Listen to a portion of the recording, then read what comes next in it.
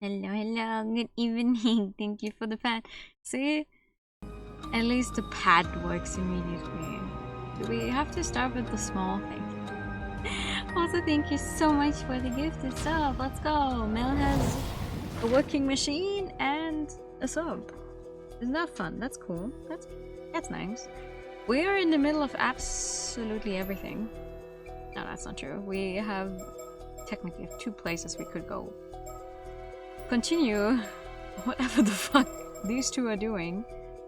That hopefully won't have me reading out like what sounds like some kind of tourism brochure like last time. Or we could try and see what happens over on Sato's side.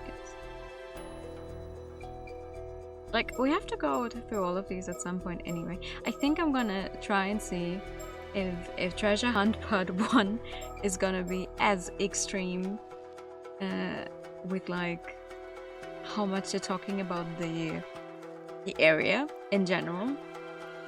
And if they do, we're gonna switch over to Sato because I need a break from the 2 of them going, oh my god. Also, I will not try and do her voice the same as I did last time because that is really exhausting for the long run. She's just gonna sound a little less breathy, maybe. We're collecting information of mermaids and returning to the inn. Avi and Cersei have a meeting to plan for the true objective, the treasure hunt. Hi Peter, good evening. I have not seen the entire thing. I've only watched the trailer for the newly announced Pokemon and I think they're very cute. The starter Pokemon, I mean. But I'm just hoping that they're not gonna turn the dog into a bipedal whatever. Like, I don't have as much hatred towards the bipedal designs as other people seem to have. But it's like, why can't I not stay on the ground? Why do they all have to stand up? I promise you. These animals do not need to be standing up every time.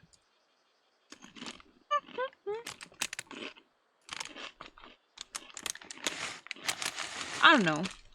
It's like, it's only the beginning of this year and they said 2027, so I'm hoping they take their time and it's actually gonna look as good as the trailer made it look. You know? So I'll be waiting. I still have one other game I'm looking forward to this year, but we haven't gotten any information on that one in months, so who knows?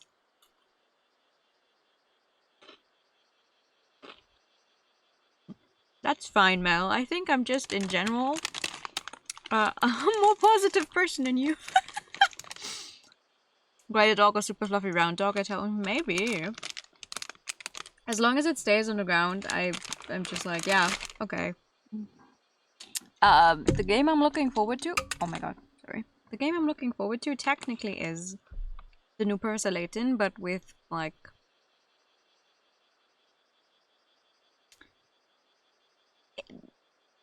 how do I say this? With the way that we haven't heard about it, and the company just going all in on, hey, AI is the future. We use AI to come up with new designs and then rework it like by human hands. I'm just like, yeah, all right. I'm not sure. I'm still looking forward to Professor Layton as much, I guess. Hmm. Also, they haven't given us anything new in forever, despite being like, oh yeah, it should come out this year. No, it should come out this year. And now it's just like, oh, okay, they're just not even saying anything about it anymore. So I'm just like, okay, well,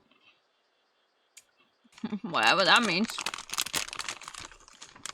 Fire Psychics, that's the flow with its mind.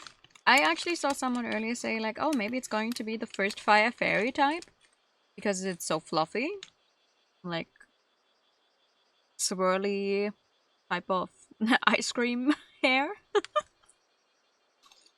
So it's whatever. It's gonna be like at least another full year. I don't think they're gonna bring it out early 2027 in the first place. So I'm gonna sit here and play all of my other 500,000 games before I try my hand at another Pokemon.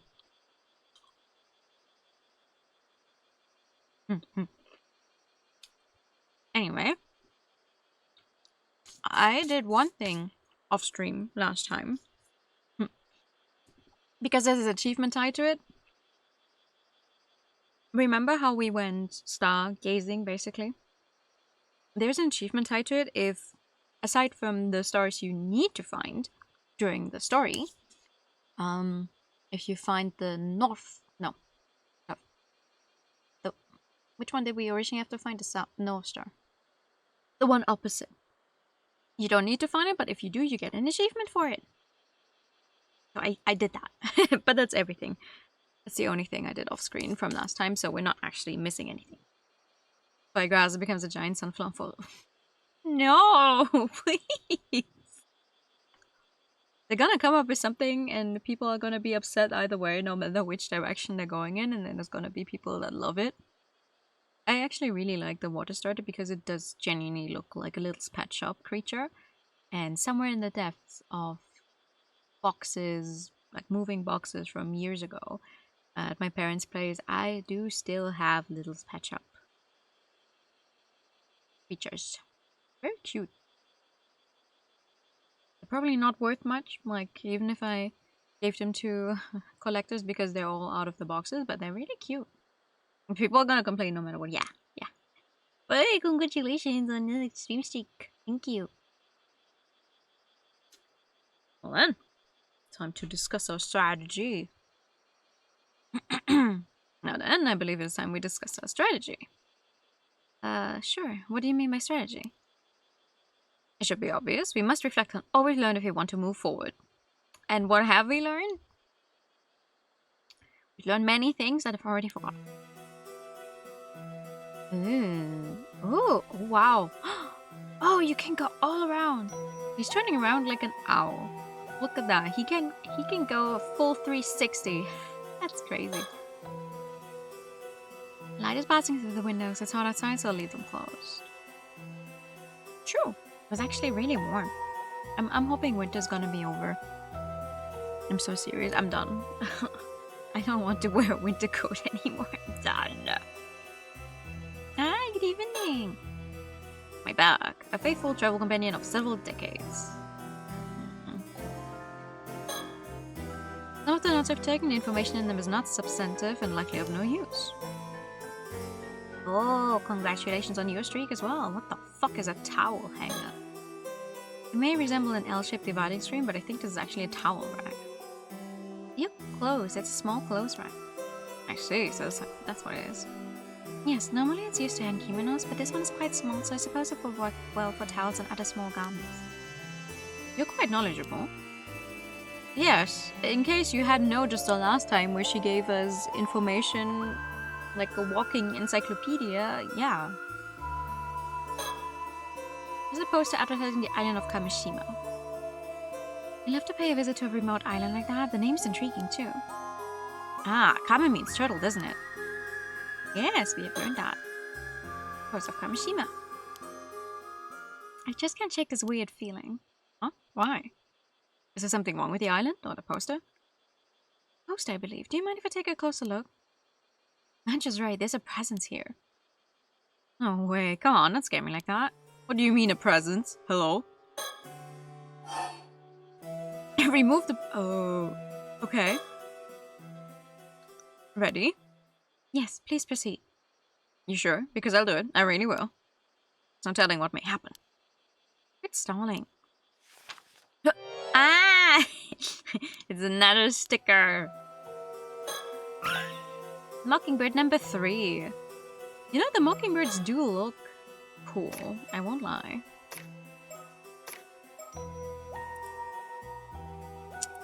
They do look cool. Don't hit on.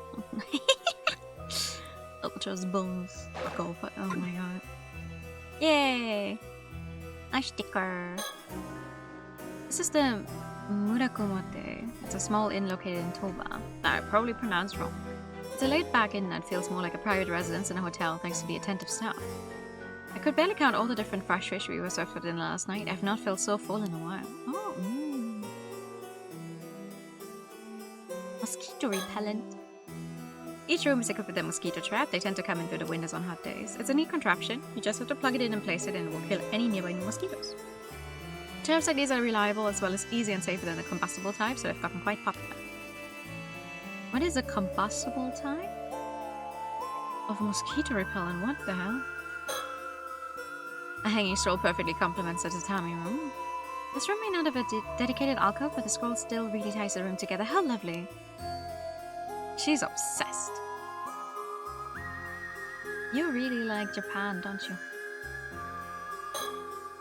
I worried yesterday that Cersei might struggle to sleep on just a futon in a tatami room like this, but she looks well rested, so I suppose she's used to it. I, on the other hand, was too excited to get much sleep.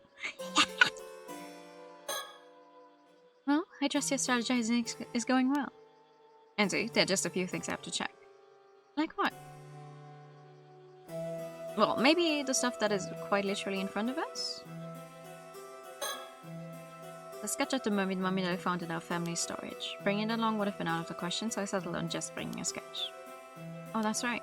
Still haven't told Cersei why I'm searching for mermaids. Oh! Porcelain ashtray that came with the room. Ashtrays like these are found just about anywhere, so one can smoke without any worries. That being said, I've noticed people outside still simply dropping their cigarettes onto the ground, which is horrible. Don't do that. Well, I wasn't a smoker to begin with. That does actually make him, like, a person I like more.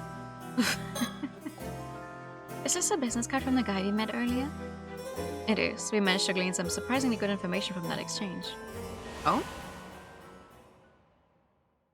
Clicking on anything but the map. First things first, let's head back to the inn. From there we can plan our next move.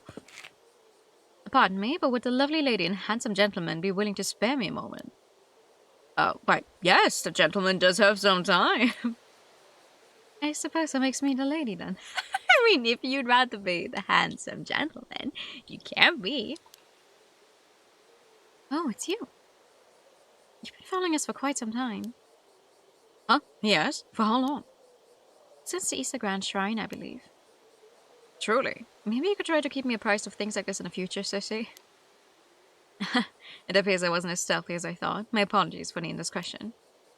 But you see, the two of you piqued my interest. Foreigners in Issa Bay searching for mermaids. Oh, you overheard everything. How embarrassing. The hollering won't lessen the embarrassment. How rude of me. I ought to introduce myself. I don't like him. He looks slimy. Not slimy. Sleazy. Sleazy, so what I'm looking for. I'm an event planner here in Issa City. My name is Kippe Ikoma. Wait, where have I read that name before?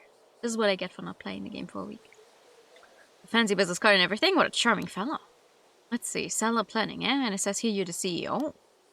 I'm actually the only employee, so the title doesn't mean much. I see. I apologize for the rudeness, but I actually just ran out of business cards of my own. Did you ever have any?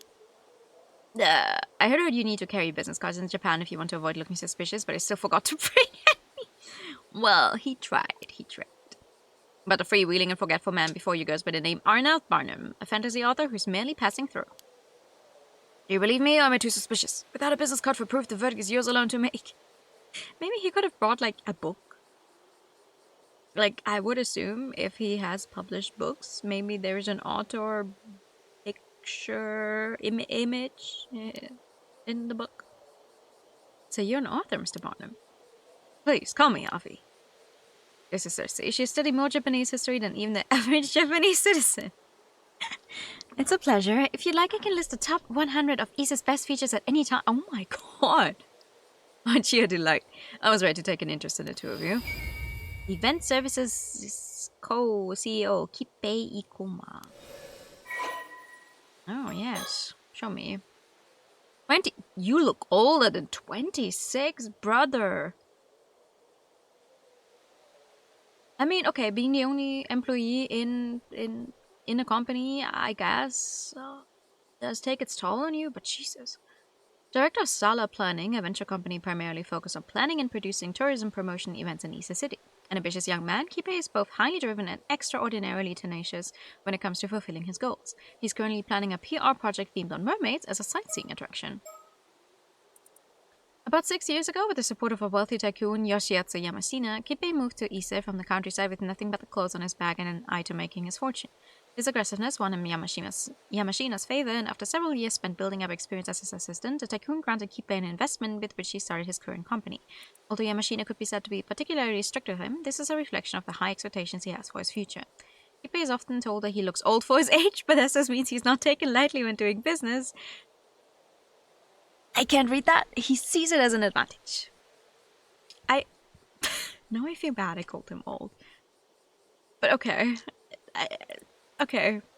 He's often told he looks old for his age. That's... Oh, that's why we know the name. Because of... Okay. Gotcha. Okay. Forgive me for my bluntness, but would you mind sparing me a few moments? I'd love to talk a little longer. I suppose that could be arranged. Sure. Ah, up here. Okay. Do you mind me looking around for a second, though? Guests of Windgrace's lovely observation deck. Oh, okay. So this young man is actually a CEO, though I'm not sure if I call him young. His gaze has a piercing quality to it, and there's something off about his smile. Everything about him feels older than he looks. The truth is, I'm currently planning a promotional tourism campaign for the Iseshima region. I was thinking of using mermaid legends as the centerpiece of the campaign. I love that everyone in this game has... or several characters in this game have very strong eyebrows. Mermaids, huh? I'm sure you're already quite aware of the mermaid legends of Ise Bay, yes? I thought we could hold events and exhibitions centered around such legends to attract tourists. See, so that's why you were interested in mermaids. Additionally, the Iseshima region is also famous for its pearls. I believe mermaids and pearls naturally complement one another. True, there's also the famous legend that a mermaid's tears turn into pearls when they are washed away by the ocean. Oh, such a story would do wonders for driving tourism to the area. Does this project mean you're knowledgeable about mermaids in Ise then, Mr. Ikuma? I suppose it does, I know a fair bit. For example, there's some mermaid legends that most people have never heard of. Oh god, yeah, he looks so sleazy. Oh, do share. A long time ago, there was an island south of Kamishima known as Taishima. Have you heard of it? I'm afraid I haven't. I have! We've heard it! It rings a bell. It was also called Taishima by some. That's absolutely right. It is said that once upon a time, 3 mermaids lived on Taishima. Wow, 3 of them. Tell me, were they human mermaids or fish mermaids? Human mermaids? Well, I suppose the upper bodies were human, so I suppose you could describe them as such. I see, then I would separate them from the 3 mermaids discovered in Betsuho during the Heian period. Oh, this is the first I've heard of this tale. However, Taishima sank about 400 years ago during a natural disaster. The mermaids seem to have vanished after that. Well, that's such a shame. Regardless, it is said that the 3 mermaids were named Sobae, Nagame, and Hayase. Oh, okay, those are new names. So the mermaids are named too, huh? That definitely adds to the authenticity of the story. Pardon me, Mr. Ikoma. I never came across such concrete information. Where did you learn this? I don't blame you for questioning my sources. I also haven't managed to find any records of this tale. You see, the story was passed down through word of mouth. As it turns out, there was a single man who managed to escape the island's destruction. His descendants have kept the legend alive. Aha! So that's one of those descendants you heard the story from. That's right, they live a modest private life these days. When a story comes straight from a descendant like that, it does lend it some credibility. I would love to inquire deeper about these Taishima mermaids. If you don't mind, could you share the identity of this descendant you speak of? My apologies, but I'm afraid I cannot oblige. She's not the friendliest sort. Frankly, even I have trouble getting her to open up. She? No matter how many times I visit her, I always feel like I'm only getting part of the story. I see. That's a real shame. Now, this may not be much consolation, but I have another interesting rumor from this descendant to share. Oh, I'm all ears. It concerns one of the rumored Taishima mermaids. It is said that, a few decades ago, one of those mermaids turned human and now lives among us. Among us? No kidding! She became human? This is so funny. It does ring a bell, though. Why, that's exactly like the story of the Little Mermaid. What an exciting discovery. You say this was only a few decades ago. That makes it quite recent. This former mermaid could even be walking among the people here as we speak. If the story is true, then yes. However, I'll concede that even I find the story hard to believe. It is a little fantastical. No, I do think the one thing, like, we have curses and we have like this whole established thing that yes, curses are real, you can curse people, blah blah blah. So yes, mermaids are definitely gonna be real. They're like anytime they go, oh, there's this rumor that a mermaid turned human. What is a mermaid living among us? Oh, we have immortals living among us. Yes. Okay, what's next? Who is the immortal? Like, they're not gonna turn around and be like, oh, actually, all of this can be explained away, because the first game very much leaned into the whole, these things are real, the supernatural things are real, so yes, mermaids exist. Next. By the way, may I ask why you're searching for Isabe's mermaids, are we? No particular reason. I just thought it'd be fun to wander through some sightseeing areas related to the mermaid folklore, that's all. I see. Well, since you've traveled all the way to Japan to sightsee, I'd love to ask you some questions. Was there anything missing from the areas you visited that you think might have made your trip more enjoyable? What about those photo spots you put your face in? I know those. I love them. Really? That's interesting. They're Japanese tourism classic. It would be nice to see more of them. Agreed. If I saw one, I would certainly take a photo with it. Oh, and please sell some more of those little pennant flags. I can't resist them. I see. I truly appreciate the input, but perhaps things are fine as they are. Aww. Should you discover anything new regarding the area's mermaids, please let me know. Understood. We hope you'll do the same for us. Okay. Amazing. A brand new mermaid legend. The real question is why? Why? There's a long history of people making up legends to drive tourism. Such stories linger on, despite their veracity being entirely unverifiable. I suppose. Something the matter? It's nothing. It's nothing. Well, it is about time for us to get going. Yes, of course, thank you, and I apologize again for taking so much of your time. Actually, since you've come all the way to Japan... If anything happens to you during your vacation here, or you need any other help at all, please feel free to give me a call.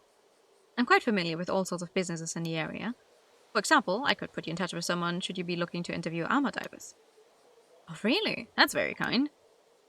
You're not just saying it as a formality, are you? A free-spirited lad like myself will not hesitate to take you up on an offer like this. I will call you! And that's a threat. Please, do not hold back. I'll leave you two to your sightseeing. Please have a good time. I don't like him. I don't trust this dude. If mermaids really did live on Taishima, it's certainly worth investigating. Alright. This map looks quite old. Exactly, it is also the precise reason I've come to Mir. To put it simply, this is no ordinary map, this is a mermaid treasure map. A mermaid treasure map. Allow me to explain. Well, yes, explain, please. Ah. I found this map in the old family storage. It was left behind by my great-grandmother. If she's your great-grandmother, that would make her my great-grandmother's sister. I heard she was exiled from the Lunarlight family because of her eccentricities. And that's correct. She was quite fond of the occult and amassed a number of suspicious curios over her lifetime. As a child, I loved searching through the storehouse that housed her collection. It was like a treasure hunt of wonders. A demon's tail, a yeti's bone, a book of black magic, Ogopogo's tooth, a piece of a UFO, a crystal skull. I can't vouch that any of it was authentic, but it was still so exciting to look through. It's no exaggeration when I say that this very storehouse is what led me down the path of becoming a fantasy author. I suppose that's the kind of formative experience an occult writer needs. Just so, I have to thank my great-grandmother. She's the reason I can put food on the table. And among the items in our collection was this. I see, a mermaid mummy. Precisely. They were rather prevalent at sideshows and alike all over the world in the 19th century. Mermaid mummies from Japan were quite popular because of their high quality. A number of them even made their way to Europe. Huh. This one probably made its way to the family storage around that time. It was probably passed from one seller to another until it ended up in my great-grandmother's hands. How are you so sure it was made in Japan? Well, you see, I gave this mummy a thorough investigation. I even took it apart. Sure enough, it was made of wood and paper clay. But lo and behold, I also found this map inside. Truly, you found the map inside a mummy? Ooh. Whoever made it all those years ago must have snuck the map inside. I doubt my great-grandmother had the slightest idea it was even in there.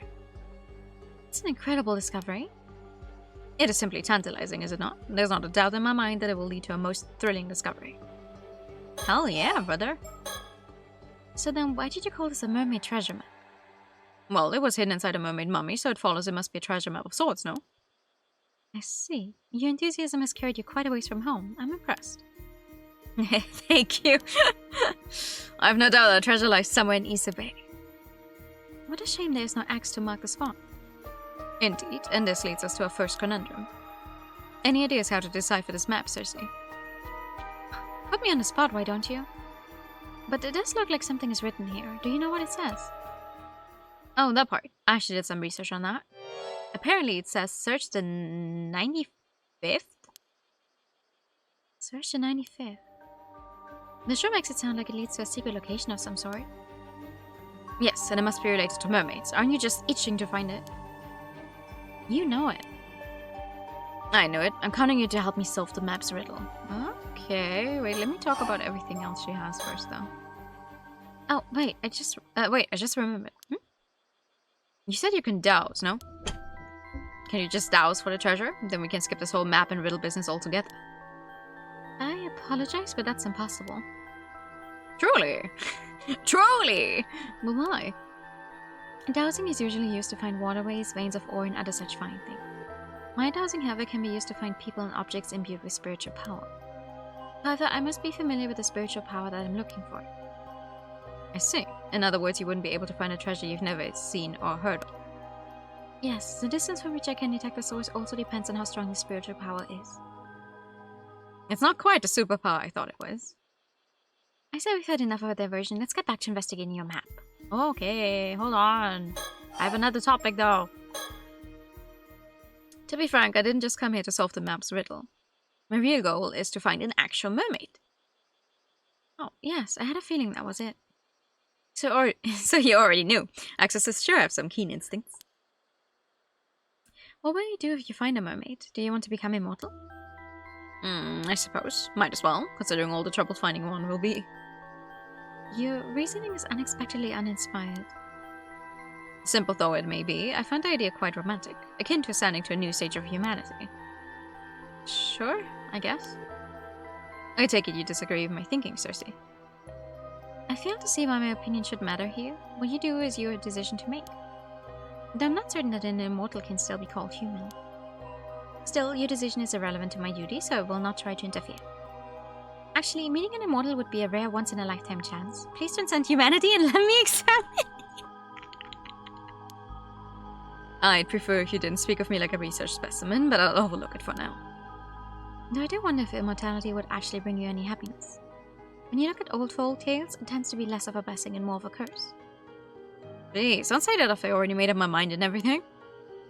Well, I'm sure you'll be alright. If you're tired of immortality, you need only embark on a journey, like a modern Yao Bikuni. And that is one way to look at it, though I think the nun part might be an issue. Well, I shouldn't get too far ahead of myself. There's no immortality to be had till I find mermaid flesh to bite into. So let's start there. Understood. I'm also quite interested in finding a mermaid myself. Hell yeah.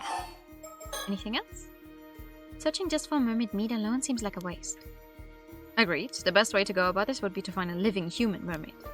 And I've no doubt that this map will lead us to a place that's related to mermaids and immortality. This is quite exciting. And this is what I call a true adventure. No matter the era, there's nothing better than a quest for the unknown. Hell yeah, brother. I said, let's go investigate your map. Okay, investigate my map. Pick it up. Oh? Did you notice something?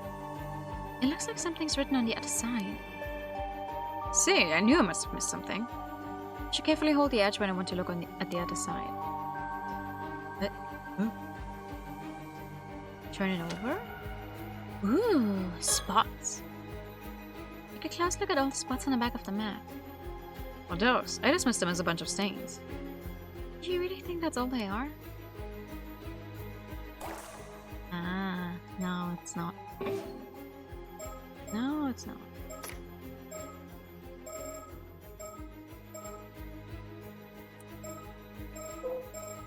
No, I want to scroll down. Where do I scroll down? No.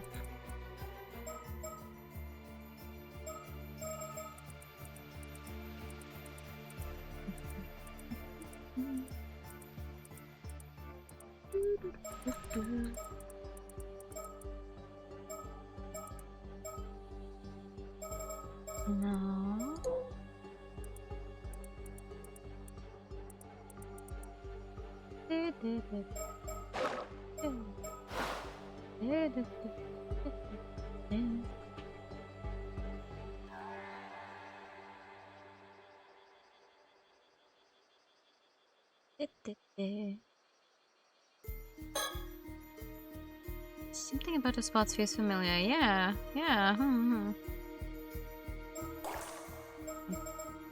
Which one? The 9? Ah! It's a triangle.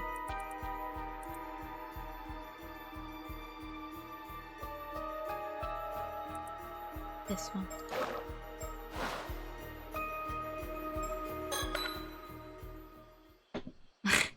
Eureka! Inspiration strikes! I figured it out!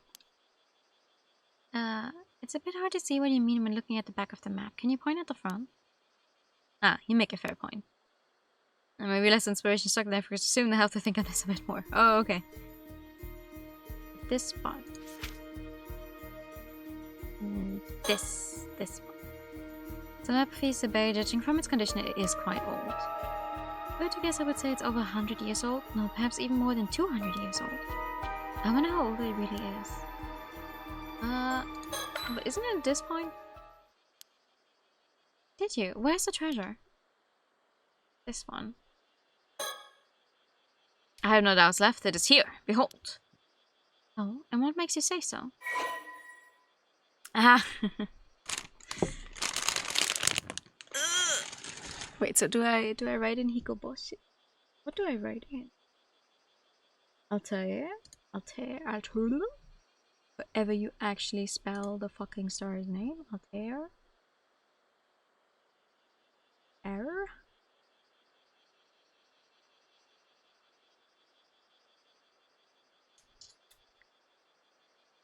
No, Hikoboshi. Hikoboshi, okay. Hikoboshi.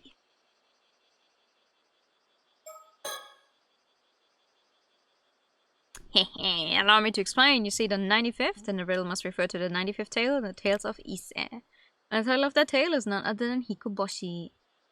Next, note how the Salmon Triangle constellation is drawn on the back. The location of Hikoboshi or Altair corresponds to this very spot on the map. Incredible! I should have expected nothing less. You truly are a genius, Avi. No. No. Unfortunately, I'm not as fast as everyone else who played this game because they all just read it for themselves, so I've been spoiled left and right on smaller things. So, yeah, nothing compares to the rush of a breakthrough. Let's keep riding this high. You figured it out in one go. Perhaps you really are chosen by the gods. Do feel free to keep the praise coming. Yay! So, even if we were to search the area on the map, it's in the middle of the sea. How are we supposed to search a place like that? Looking for an unknown object somewhere in a large swath of seafloor seems like an impossible task. Yeah, right. That does sound difficult. We might have to ask our friendly CEO for help. He did give us his card. However, wouldn't that mean we'd have to inform him of the map? No other way about it. In addition, should we find anything, I imagine he'd expect a share of the spoils. I really wanted to keep it all to myself. Sharing is the worst. I understand, but we have no other options. It's a shame, but I suppose you're right. We should contact him as soon as we can. Oh, okay. Ah.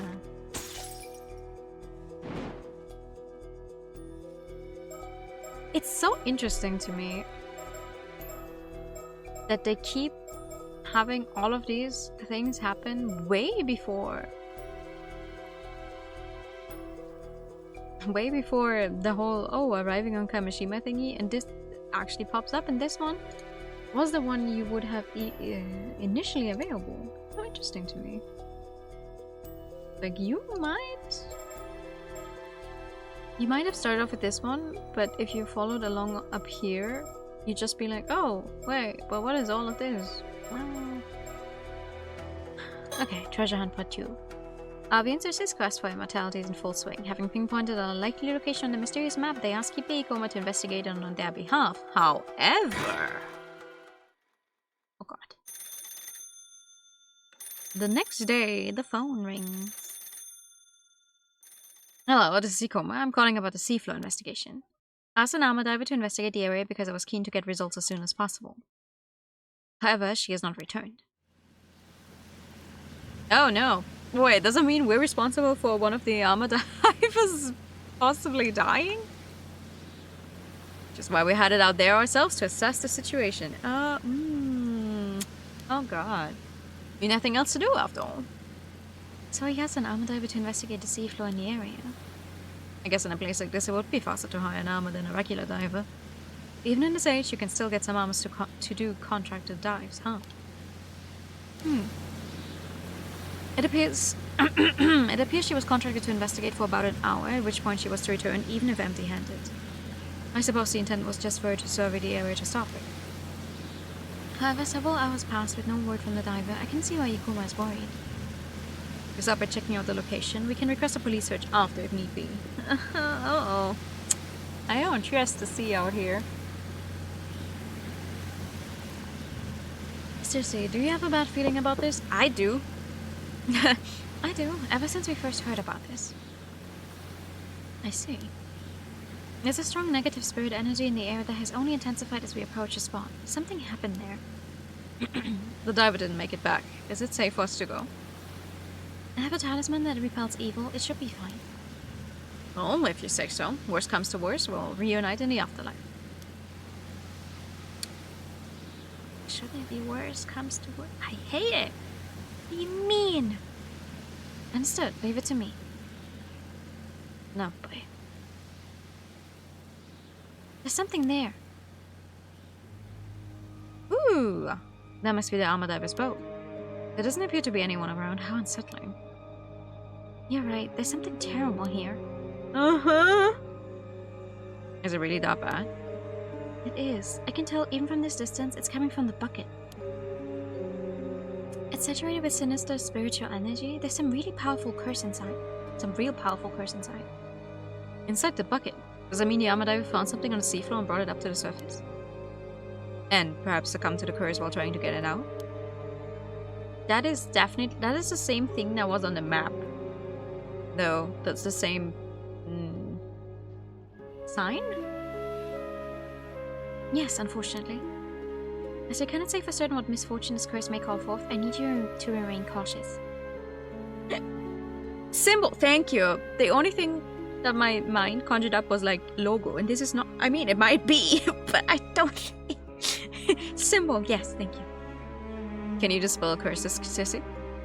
It depends on the curse itself, but I believe I may be able to handle one of this caliber. That's a relief. Is it really safe for us to approach the boat, though? Yes, it's fine. For me, at least. Understood. If anything happens to me, then I'll leave the rest to you. Oh, okay, okay. Scary. Oh my, there's a small metal box in the bucket. This has to be the source. Can we take it? Yes, provided I can overpower the malice it's engulfed in. Wow! That was it? It should be safe to touch now. I'll leave that part to you.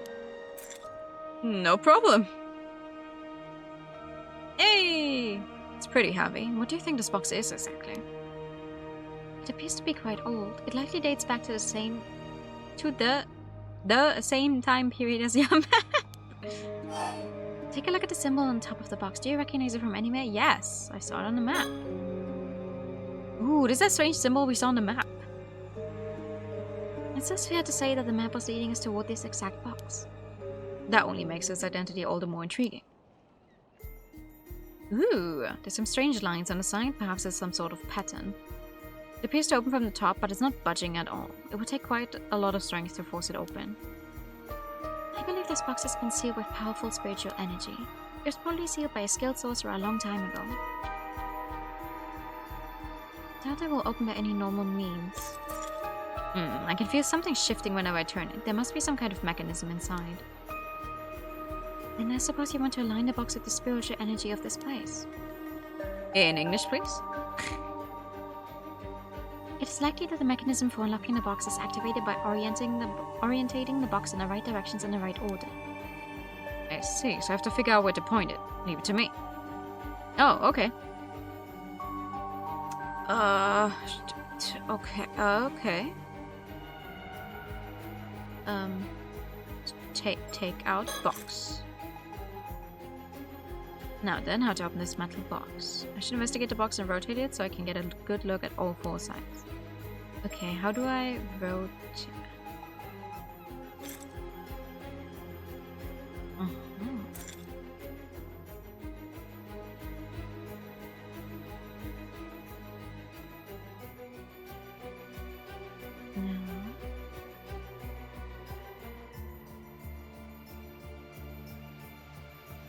A bunch of nothing.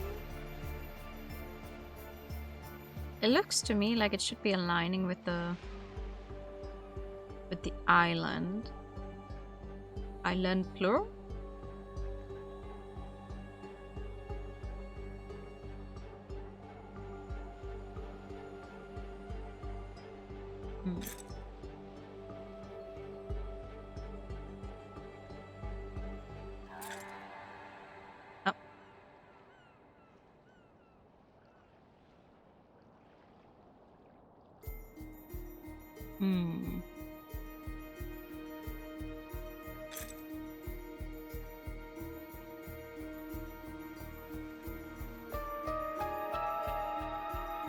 This is for... Wait. 1.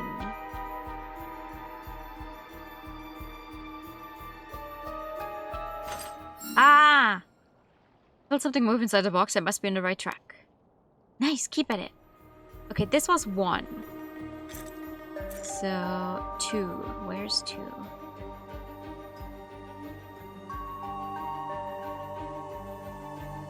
Here?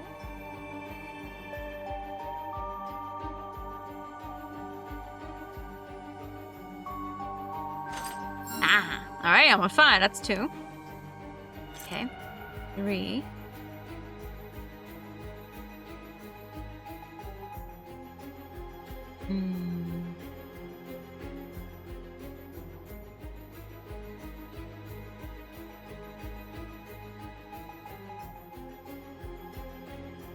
already had this side.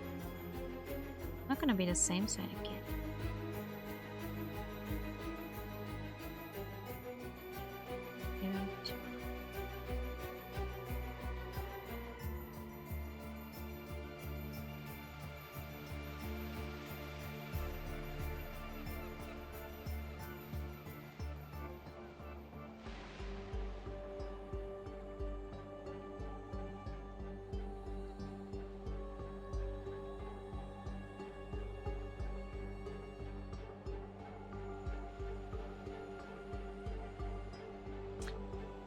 Which direction did I have already?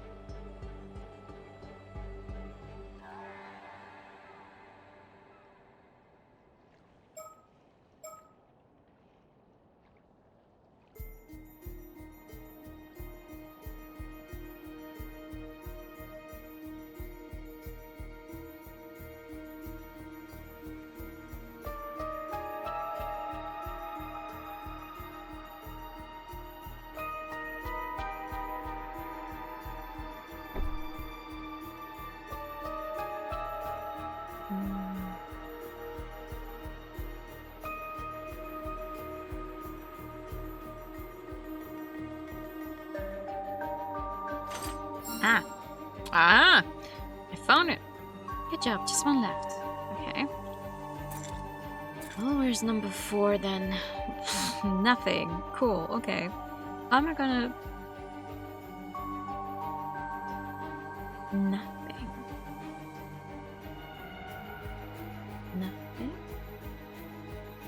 I'm gonna match up nothing.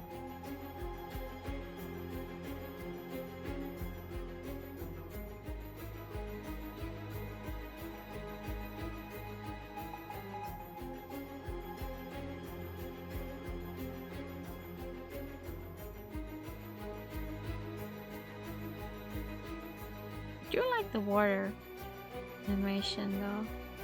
Very nice. How am I gonna match up nothing? Ah. I felt so good for a second there. I was like, yes! Doing it! How the hell?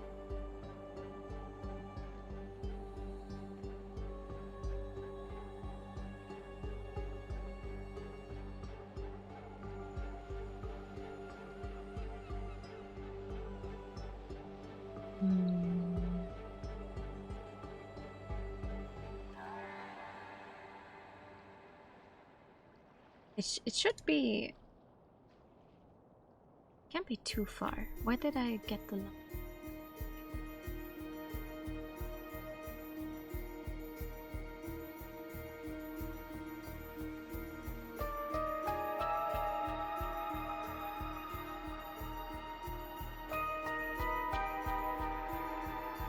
Maybe it's just a little finicky. Maybe I do need to go this far. Do I need to go? Ah! Yes, it's open! Congratulations, what's inside? Let's see. Death! Huh? What is this? What the fuck is that? Some kind of small wooden carving. Oh? Cursed stone acquired. Curse of the Forsaken Fish. Oh! A curse stone. Hi! Whoa, something came out. Max, what is this? Make it stop. Oh. Deep and painful, resentful memories enriching my mind. Drift forever, ill-doers, be as fish, perish. You have acquired the Curse of the Forsaken Fish Curse Stone. You can use it to turn people into fish and kill them when they are submerged in a water beast at bay. It can even be used at a distance, provided the target meets the requirements. Press the Use Curse button when you wish to use the curse. I can tell you one thing though, I finally know what I saw in the water when I played the diving minigame off screen to get the high score. One time I was diving in one direction and I saw this exact being show up, and that scared me because I was like, oh my god, what the hell? But then it never happened again, so I wasn't quite sure what I triggered.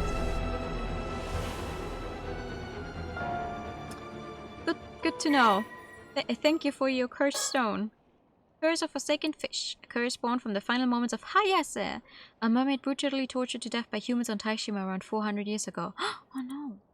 Curse has the power to kill any human submerged in the waters of Ise Bay by gradually turning them into a fish starting from their feet. However, the excruciating pain suffered during the transformation often results in them dying before the metamorphosis is complete. The bodies of those who succumb to the curse decay almost instantly, shriveling up into desiccated, fibrous masses. The curse can also be triggered remotely, provided that the curse bearer knows the victim's exact location. Mermaids inherently possess the ability to turn humans into fish at will. The curse of the Forsaken Fish is the result of that ability being turned into a conditional curse and sealed within a curse stone. Oh no. Okay, so one of the mermaids definitely died. That's... Aww. Unfortunate. So hi, Starbucks. Good evening. Checking in. Huh. What the hell was that? I'm not certain. But I believe we may have just acquired a curse tool known as a curse stone. However, they are rarely possessed by such powerful curse echoes. How lucky. If you truly are congratulating me, then I'll happily celebrate with you. But can I ask you something first? Of course. Am I cursed? Am I going to die? I wouldn't say you're cursed per se. There was a similar case in Tokyo last year.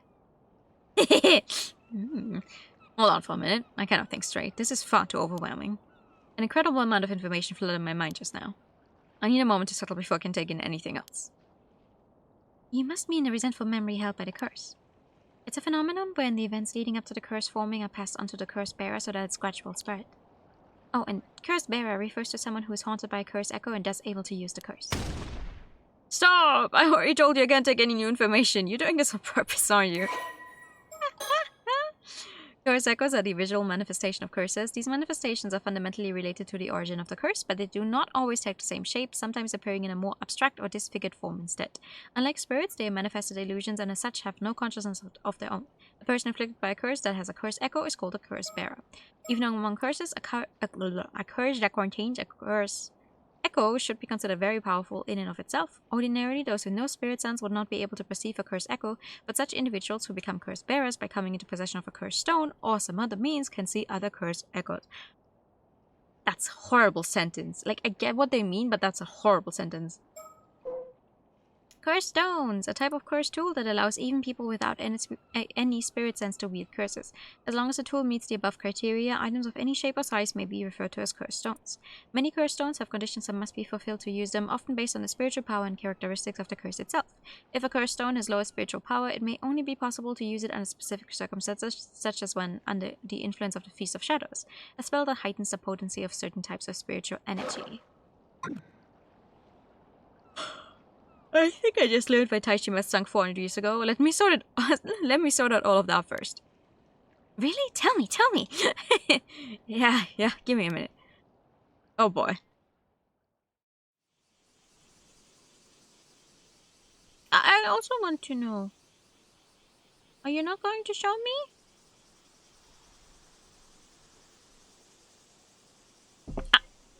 Thank you for investigating the situation for me. Yeah, we did not find the other woman who's most likely dead. I was involved in an accident many years ago, so I can't bring myself to go out to sea anymore. You've been a tremendous help. Oh, I'm sorry to hear that. We actually got our hands on something quite valuable, so we owe you thanks as well. It's great. I'd love to hear more about what you discovered if you don't mind. Of course. I don't trust this dude. Do not. No.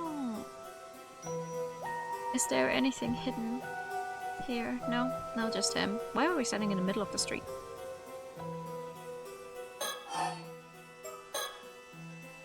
The diver hired to perform the search was an armor diver living in Toba City by the name of Tamiko Suma. I thought there was no way we could pull off the search, but that's when she agreed to take on my request. I feel terrible about what happened. I can only hope that she's still out there somewhere unharmed. She had no way of knowing how dangerous this job was. Please, I'm the one who sent her out there. If there is blame to take, it is mine. Still, what exactly happened out there? About that, let's start with this metal box the armor diver found. These two. It appears Miss Suma decided to take on my commission alone and set out to sea by herself. Perhaps things would have ended differently if there had been a boatman with her. I don't think you should be going out to sea all by yourself, ever. Oh, okay. Nope. The box. I want to talk about the box. So basically, this is the wooden carving we found inside the metal box. I see. So your map indicated the location of this wooden carving. We believe so. The question is why? Why go all the way to not just hide it, but to conceal the map in a mermaid mummy? How very intriguing. I suppose a carving like that would have had some value back in the day, but to go through all the effort to preserve it like this? I believe what was preserved was not the carving itself, but the mermaid's memory that was stored inside the curse. Dun dun dun! A curse? Dun dun what now? That's right. In other words, the one who made that box entrusted it with a message, and we are the recipients. Please calm down. I'm feeling quite lost. I know you're quite excited, but I think we have no choice but to start explaining the curse. That's right. That's right. It's curse chit-chat time. You may be a bit too rational to believe what I'm about to tell you, Mr. Ikoma. Even so, I ask that you try your best. Huh? If you're ready to hear it, I'm ready to say it. Come, give me your answer in the next 3 seconds. 3. I'm prepared. Please, tell me. I see. So the Taishima mermaid known as Hayase was killed by raiders. The hatred she left behind became a curse that entered this wooden carving. You, Abi, then inherited the curse in addition to information from 400 years ago in the form of a resentful memory. You absorbed all of that quite efficiently. I'm impressed. This is actually not the first time I've heard of what can happen if one touches a cursed stone. Oh? Yes, but let's save the conversation for later. Later, Mr. Untrustworthy. More importantly, you know what actually went down on Taishima 400 years ago. That's right, I know the truth. All of it. What happened, what didn't, I know it. You seem a bit frazzled. Do you need more time to collect your thoughts? There's no need to worry. I'm prepared, but it will take some time to explain. Hit me! That reminds me, I meant to ask about the metal box. If it's been lying on the seafloor for 400 years, how come it wasn't discovered until now? It was most likely sealed inside a rock or something until a few months ago. So it was sealed away until a certain amount of time had passed? No, I believe the box's unsealing may have been triggered by something. Oh. Good morning, hi, Sel. How are you? It's time to reveal what truly happened 400 years ago to Taishima and the mermaids. Please, do tell. Oh boy. Here you go. Around 400 years ago, the area of Shima province, which included Taishima, was governed by the Kuki clan. The leader of the clan at the time was Kuki Sumitaka, and it was his duty to protect the secret of the 3 mermaids living on Taishima. That must have been Soba, Nagame, and Hayase. However, the legend that eating mermaid flesh could grant immortal life was well known, so he secretly hid them on Taishima so no one would learn about their existence. It appears Sumitaka thought of the mermaids as a sacred or divine existence. The thought of seeking immortality for himself likely never crossed his mind. The land where the mermaids lived was a sanctuary that he fiercely protected at all costs. In other words, Taishima was an island where people worshipped the mermaids in secret. Indeed, it meant the people living on the island were not simple commoners, but guards tasked with protecting this sanctuary and its mermaids. Sumitaka was so dedicated to keeping the mermaid's secret that he kept the existence of Taishima out of historical records. The public believed the island was entirely uninhabited. I guess this is the part where they're like, yeah, actually, we came up with an island that does not exist in real life, but we needed to place our story somewhere. Good to know. I see. By keeping its existence hidden, he was able to keep the mermaids safe. However, a vessel of Sumitaka's uncle Yoshitaka learned about the mermaids on Taishima. He passed this information on to Yoshitaka, who believed obtaining immortality was a must to rise to the top in an era that was often plagued by war. He commanded his vessel to lead his army to Taishima and do whatever he had to do to return with the flesh of a mermaid. Sumitaka and those on the island resisted, but the invading army was far too powerful. The island was swiftly overrun. Ultimately, Hayase was captured and brought before the vessel. The vessel tortured her, demanding she grant him the power of immortality. But Hayase did not yield, even to the most hellish torments. She screamed and cursed with despair and anger until her dying breath. It's horrible. The hatred Hayase felt at the moment of her death led to the creation of the curse of the Forsaken Fish. I mean, yeah, if a mermaid is inherently able to turn humans into fish, it makes sense that anger like that would be able to turn it into an entire curse. And that is what I learned from the resentful memory inside the cursed stone. But to be honest, that is only half. Half of what? Half of the memories. The other half is the memories of the one who left behind the metal box. Namely, the story of how the curse of the forsaken fish became a curse stone. Oh, okay. Hit me. Having failed to obtain immortality, the vassal flew into a rage. He had all inhabitants of Taishima slaughtered as revenge for keeping the secret. This guy was the worst. Finally, he continued his advance into the sanctuary the islanders had protected down to the last man. There, he destroyed its shrine. What irony that he came so close to the secret he had been so desperate to find. Are you saying the other two mermaids were still in the sanctuary? No, they had already fled Taishima. Actually, there were two other survivors. Sumitaka's adopted daughter, Princess Hatsune, also escaped the chaos of the invasion unscathed. There was one other islander who managed to survive as well, taking with him the treasure the mermaids had protected. Mermaid's treasure? This may shed some light on the descendant you spoke of earlier. Of course, she must be a descendant of the man that escaped that day. We now know she was correct when she spoke of 3 mermaids living on Taishima. So we do. Putting descendants aside for now, let's return to 400 years ago. The Vassal's invasion and destruction of the sanctuary was like a trigger. As a reaction to the sanctuary's fate and their own ill-deserved deaths, the sorrow and hatred of the islanders rolled together, and formed into the curse of the raging waves, a natural disaster that shook the heavens when it descended upon Taishima. The curse bombarded Taishima with violent winds, earthquakes, and thunder. Then, in a final act to protect Taishima's lost sanctuary, they sank it into the sea to destroy all evidence of it ever existing. They destroyed it! The small island of Taishima sank swiftly under the waves. The vassal and all of his men were, of course, all killed thanks to the curse. But one problem remained. That wasn't the end of it? Oh my god, no, of course not. Taishima was destroyed by the natural disasters caused by the curse of the raging waves, but the calamity continued for many days. It must have seemed as though it would never end. I can't imagine how terrifying it must have been. Sumitaka even sought out a famous onmyoji to dispel the curse, but he was unsuccessful. The curse would eventually sink to the bottom of the sea alongside the sanctuary and be sealed there. Only then did the calamity end. Yet it appears this curse was so powerful that it required a sacrifice to be truly sealed. A sacrifice? Not just any sacrifice, but a living one. Princess Hatsune offered herself up to be that sacrifice. You said she was Sumitaka's adopted daughter, yes? And that she lived on Taishima? That appears to be the case. Sumitaka was evidently so taken with her that he decided to adopt her. The rumor that she threw herself down a well was likely spread to cover up the real cause of her death. So Princess Hatsune was actually sacrificed. The sea would hold for 400 years. They must have hoped that the curse itself would fade during that time too. However, the curse of the forsaken fish created by Hayase also continued to linger in the same place. So the onmyoji sealed it inside the wooden carving, turning it into a cursed stone. Then the same onmyoji, knowing that the sea would only last 400 years, stored his memories within the cursed stone to pass on this information. He wished to pass down his knowledge for others to use in the event the curse outlasted the 400-year lifespan of the seal, which it apparently clearly did. He left behind instructions on how to completely dispel the curse of the raging waves.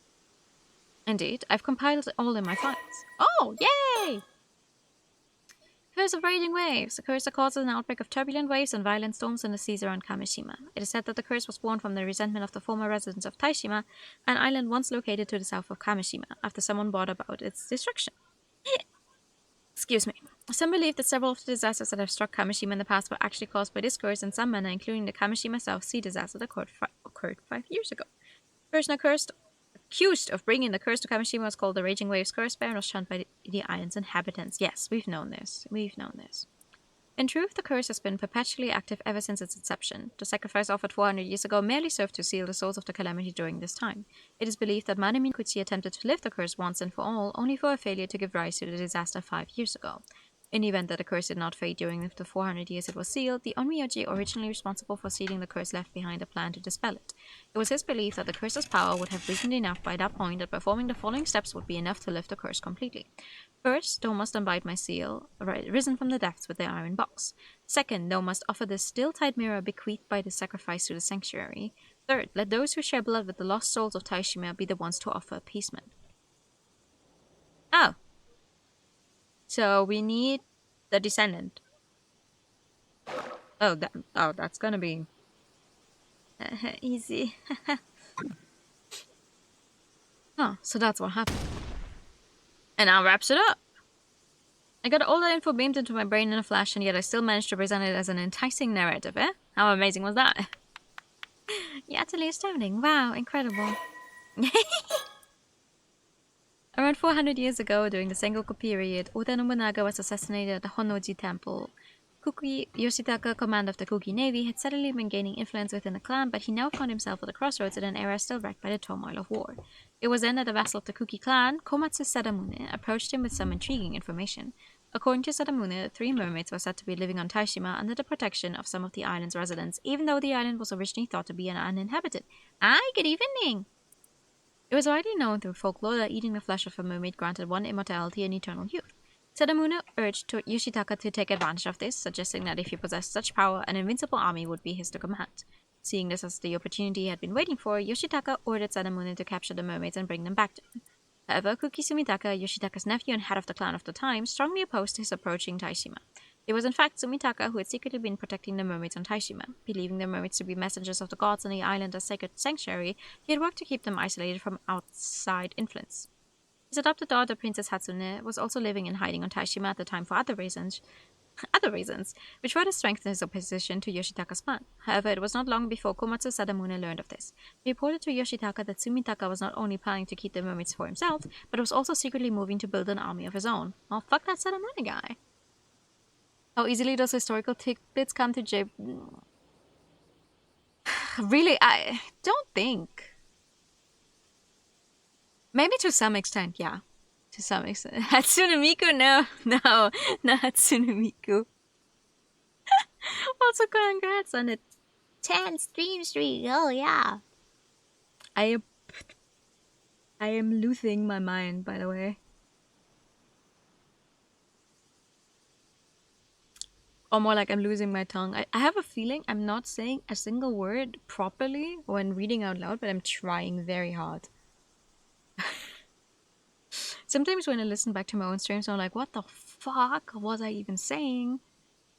Because I genuinely am just like, how are you guys understanding me? Because I can barely understand myself.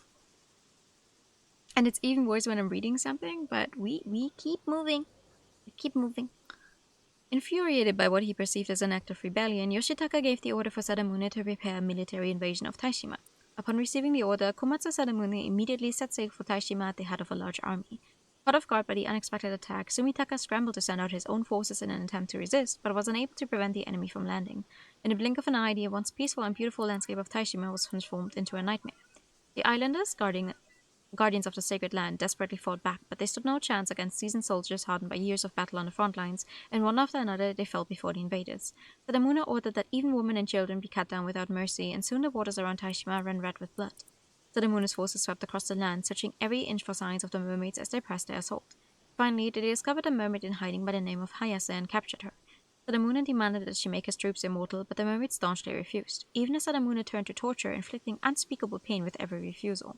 The torture escalated until eventually even her supernatural nature was not enough to withstand the torment. On the brink of death and resigned to her fate, Hayase gave a final terrible cry, overflowing with resentment and anger as she breathed her last.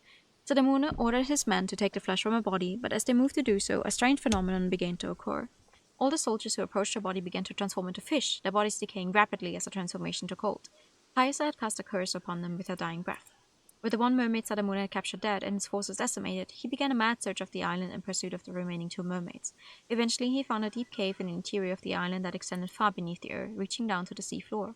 In the deepest part of the cave was a shrine, and a door with a powerful seal over it that he couldn't open no matter how hard he tried. Convinced this had to be the entrance to the sacred land, the home of the mermaids, Sadamune gathered all his remaining gunpowder and artillery and unleashed it on the door, destroying both it and the shrine in the process. The next moment, a violent tremor wrecked the entire island, and the skies above were engulfed by a storm. The repercussions of his desecration of the sacred land and the resentment of the islanders he had senselessly slaughtered blended together, unleashing an all-consuming calamity that seemed to shake the very heavens and earth. Oh my god! Ravaged by fierce earthquakes and vicious storms, Taishima sank beneath the waves, as if nature itself sought to protect the sacred land by erasing all traces of its existence. Thus were Taishima and the sacred land, along with Sadamune and his army, lost to the sea in an instant. The only survivors of this tragedy were 2 mermaids and 2 islanders that had successfully made their escape from the island.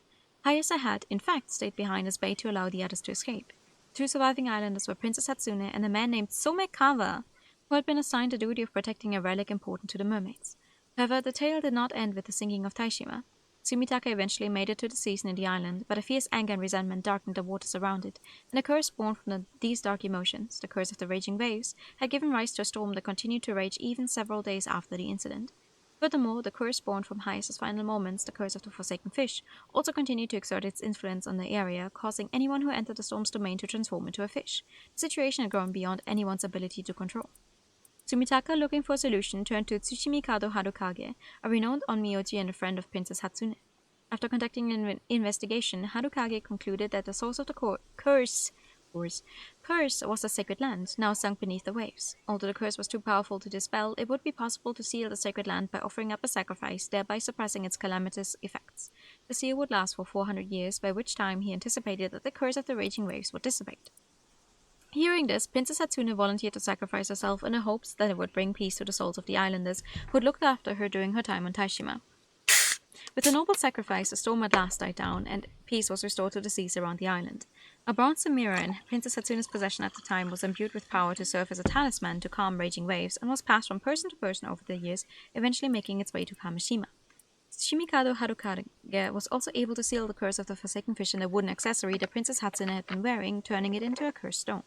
Harukage used the resentful memories contained within the cursed stone to create a record of the event, which he sealed within a heavily locked iron box before concealing it in a rock on the seabed.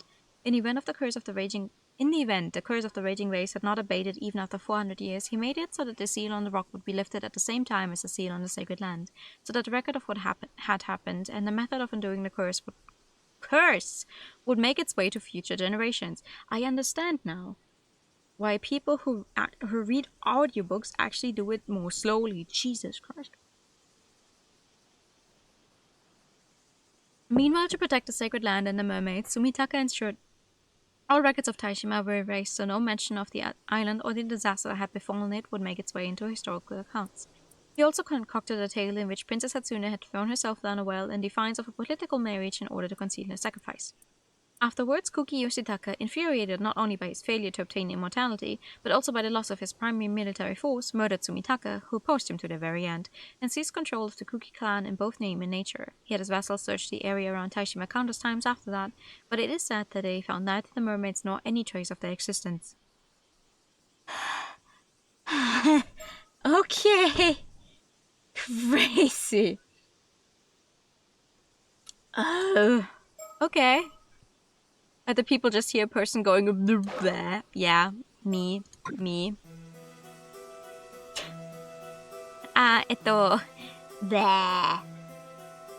Audiobook speedrun for rising storage prices, no space to store it anymore.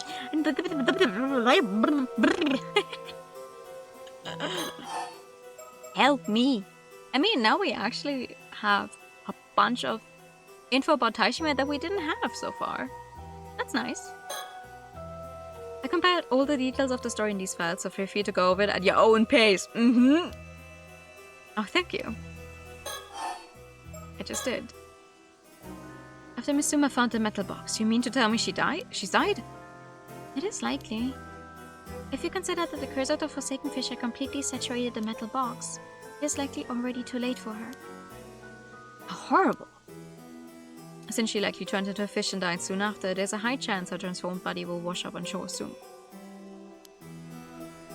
True. What else?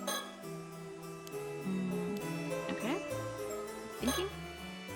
When Ikoma's death, I suppose we ought to tell him everything we've learned. Okay. Do you have anything else? Wait a second. Is something wrong? Avi, if someone is affected by the curse of the Forsaken Fish, the transformation starts at the feet and travels slowly up, yes? I believe so, though it's hard to say for sure without witnessing it. If it is true, then that may explain the true identity of the fish mermaids discovered in this area. It could have been the bodies of those who died in the middle of transforming due to the curse of the Forsaken Fish. Like, the more you say the word curse, the less real it sounds, and every time I have to say it, I think I pronounce it worse than before. That's a convincing theory. Fish mermaids have been recorded as having only human heads or faces, or appearing human just from the chest or shoulders up. If the curse starts at the feet and travels upward, that would explain the variety of fish mermaids that have appeared. The process is so painful that most die mid-transformation. Then the curse causes the corpse to rapidly wither, forming a fibrous mass. Ugh. It may even be the true identity of your mermaid mummy. Interesting. Still, without analyzing it directly, there's no way to know for certain. But perhaps this is why the mermaid mummies are originating from Japan of such high quality. Of course, this doesn't mean that all fish mermaids and mermaid mummies are authentic. But it means there's a possibility. Why did he look like that? Why did... He didn't say anything. Why? I don't trust this man. Actually, I just remembered there were 2 points from your tale I wanted to discuss. About the events 400 years ago. My first point concerns the vassal. The vassal. Concerns the vassal who tortured the mermaid in an attempt to obtain immortality. If all he needed was the mermaid's flesh, what necessity would there be in torturing her? Oh, that's true. It could mean that the vassal ate the mermaid's flesh but did not become immortal. So he tortured her to figure out why. As for the second observation, I have a theory about the area you described as the sanctuary. Could it possibly be referring to an entrance to Ryugu? Ryugu? It is sometimes also referred to as the eternal world or the world beyond. In some legends, mermaids are priestesses who serve the ruler of Ryugu, the god of the sea. I see. So the vassal didn't become the vassal of the flesh-eating made vassal, and it does not turn into a vassal. Vassal, fuck off.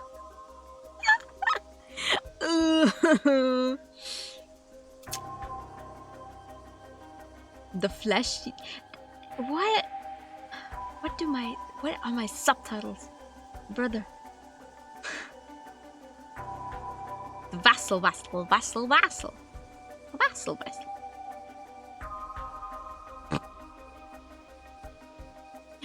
At least I can't be saying vassal too wrong. It's picking it up perfectly.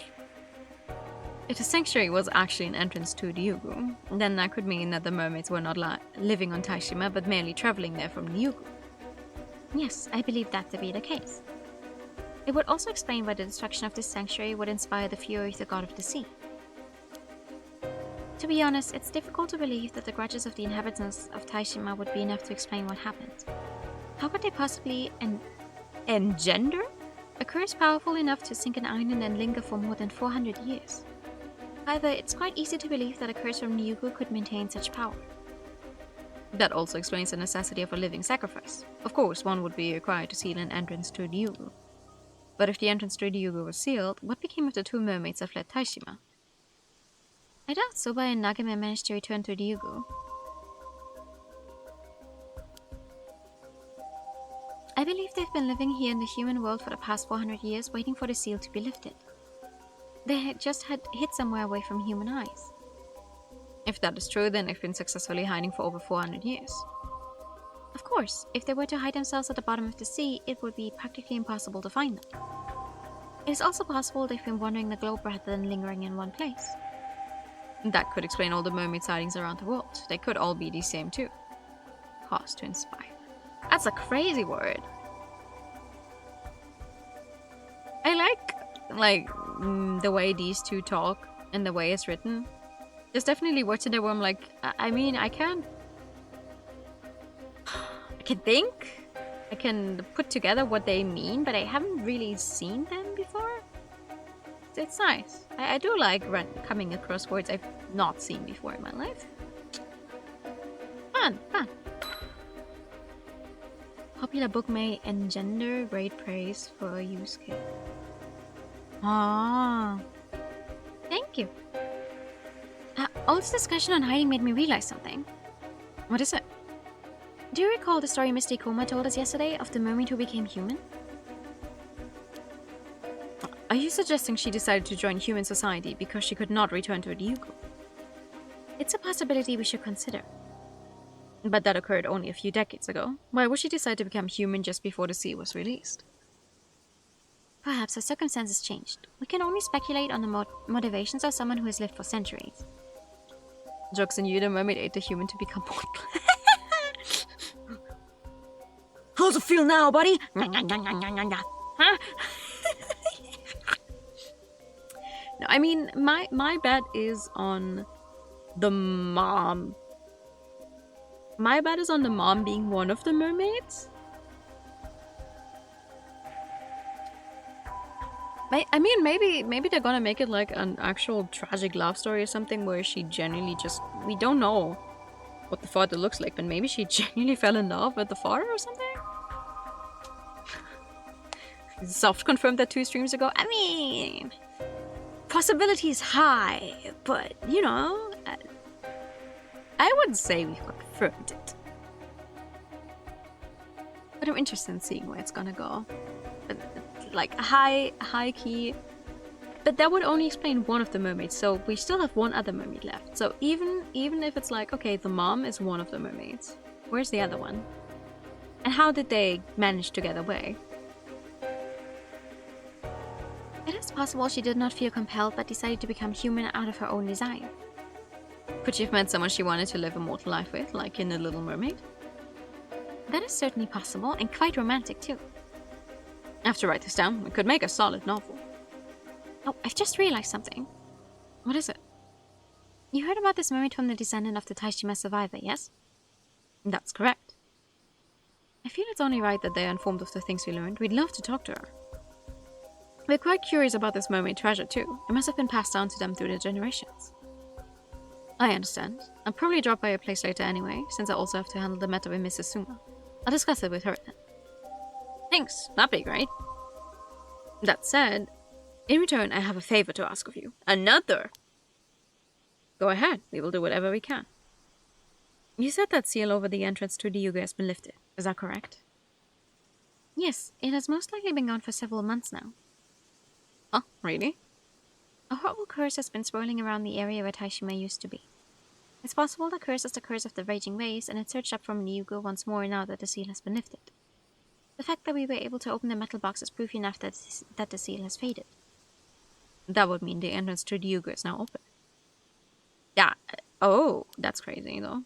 Well, the situation is quite unstable now, what with the curse of the raging waves seeping in through the entrance. At any rate, what did you want us to do? There's an island called Kamishima that is located quite close to where Taishima once was. There's something I would like you to do for me there. This request does in fact have some relation to our current conversation. Oh? Oh? Date unknown. Now then, Avi. We decided to tell Ikoma everything, but I know there's some information you kept from him. Oh, did I? Yes, something from the mermaid's memories. The real way to obtain immortality. Ooh. That's right. I see no reason to inform him about it. After all, no matter what he may say about tourist attractions, this guy is also after immortality. I saw him straighten up when you talked about the mermaid being tortured because her captor required more than a flash for immortality. Are you sure? I thought his goal, even if he had one, was to quell the curse of the raging waves. If he even had one. Pav says that too. He even asked us to go to Kamishima and find a still-tight mirror instead. You did mention lifting the curse required the mirror as well as the help of the Taishima descendant, right? There was also something about lifting a seal first, but I don't know what that part's all about. Well, I see no harm in quelling the curse, so I say we continue to cooperate for now. Agreed, though I do wish we did not have to approach Kamishima at all. The evil atmosphere is nauseating. Yeah, we know this. We've seen her become sick when on Kamishima. However, we must consider the possibility that Ikoma actually has his eyes set on the mermaids in the Yuga. It's possible he may be searching for mermaids like us. I suppose that discussion can wait for later. First we must find the treasure that the survivor managed to slip out of Taishima.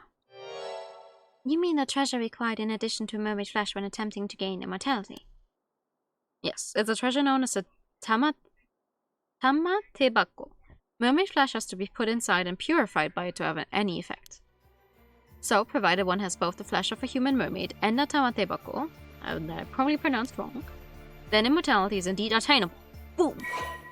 That's crazy. Tamatebako, a box often referred to as a relic used by the mermaids who once lived near Taishima. A similar box also made its appearance in the tale of Urashima Taro as the box gifted to the eponymous protagonist by Otohime, leading to its name becoming widely known. The box is filled with a spiritual energy similar in nature to that which fills Ryugu, the mermaid's original home. Objects placed within it may thus be kept in the same state they would be within Ryugu. It is said that the mermaids used the box to bring objects from Ryugu with them that they would otherwise have been unable to transport to the material world. But it also has a secondary effect of returning mermaid flesh, normally only able to exist in a transient state in the material world, to the state it would be in Ryugu, thereby restoring its ability to grant immortality. Okay. So find another funky box. And mermaids. And flash. If you could meet with the Taishima descendant, they could probably provide us with information on the Tamatebako. I concur. If we could get our hands on a Tamatebako, we wouldn't have to worry about Ikoma. However, it's likely he is wary of us and will keep us from meeting the descendant. At the very least, we know he's cautious enough to keep our name secret. Well, that's why I asked him to hand her our little souvenir. Ah, what was that all about anyway? You sure we're not going to need that iron box? I doubt we will need it again. Plus, you can think of it as a backup plan. Regardless of what happens, we'll be able to meet with the descendant tomorrow. Let's get our hands on a mermaid treasure. Time to find a Tamatebako. Okay. Please. Don't have me say that word again. Oh my god. How is there so much happening on their end before the whole, arriving on Kamishima? That's crazy. You know what? I do need a break from the two of them, I won't lie. We're gonna see what the hell is happening with Sato, because what the fuck? Sato Shinonami, a mysterious girl with an unknown background who arrived on Kamishima several months ago, returns to the home of Shinobu Wakamura where she's staying after having been out all morning. Tamatebako ain't that hard. If you say it like 5 times in a row at some point, you think... I think at some point it is hard. Tamatebako, Tamatebako, Tamatebako, Tamatebako, Tamatebako. It doesn't sound real. At some point. Oh, Mr. Wakamura, good morning. Oh, Sato, you're back. Where you been? I've been helping out at Tsuyu's place. Anything you got there? Did Tsuyu give you that? This hand mirror. I just went into Kikoko down the road. She gave it to me. If you say any Japanese 5 times, it's gonna be hard. No, I think that's just because I don't speak Japanese.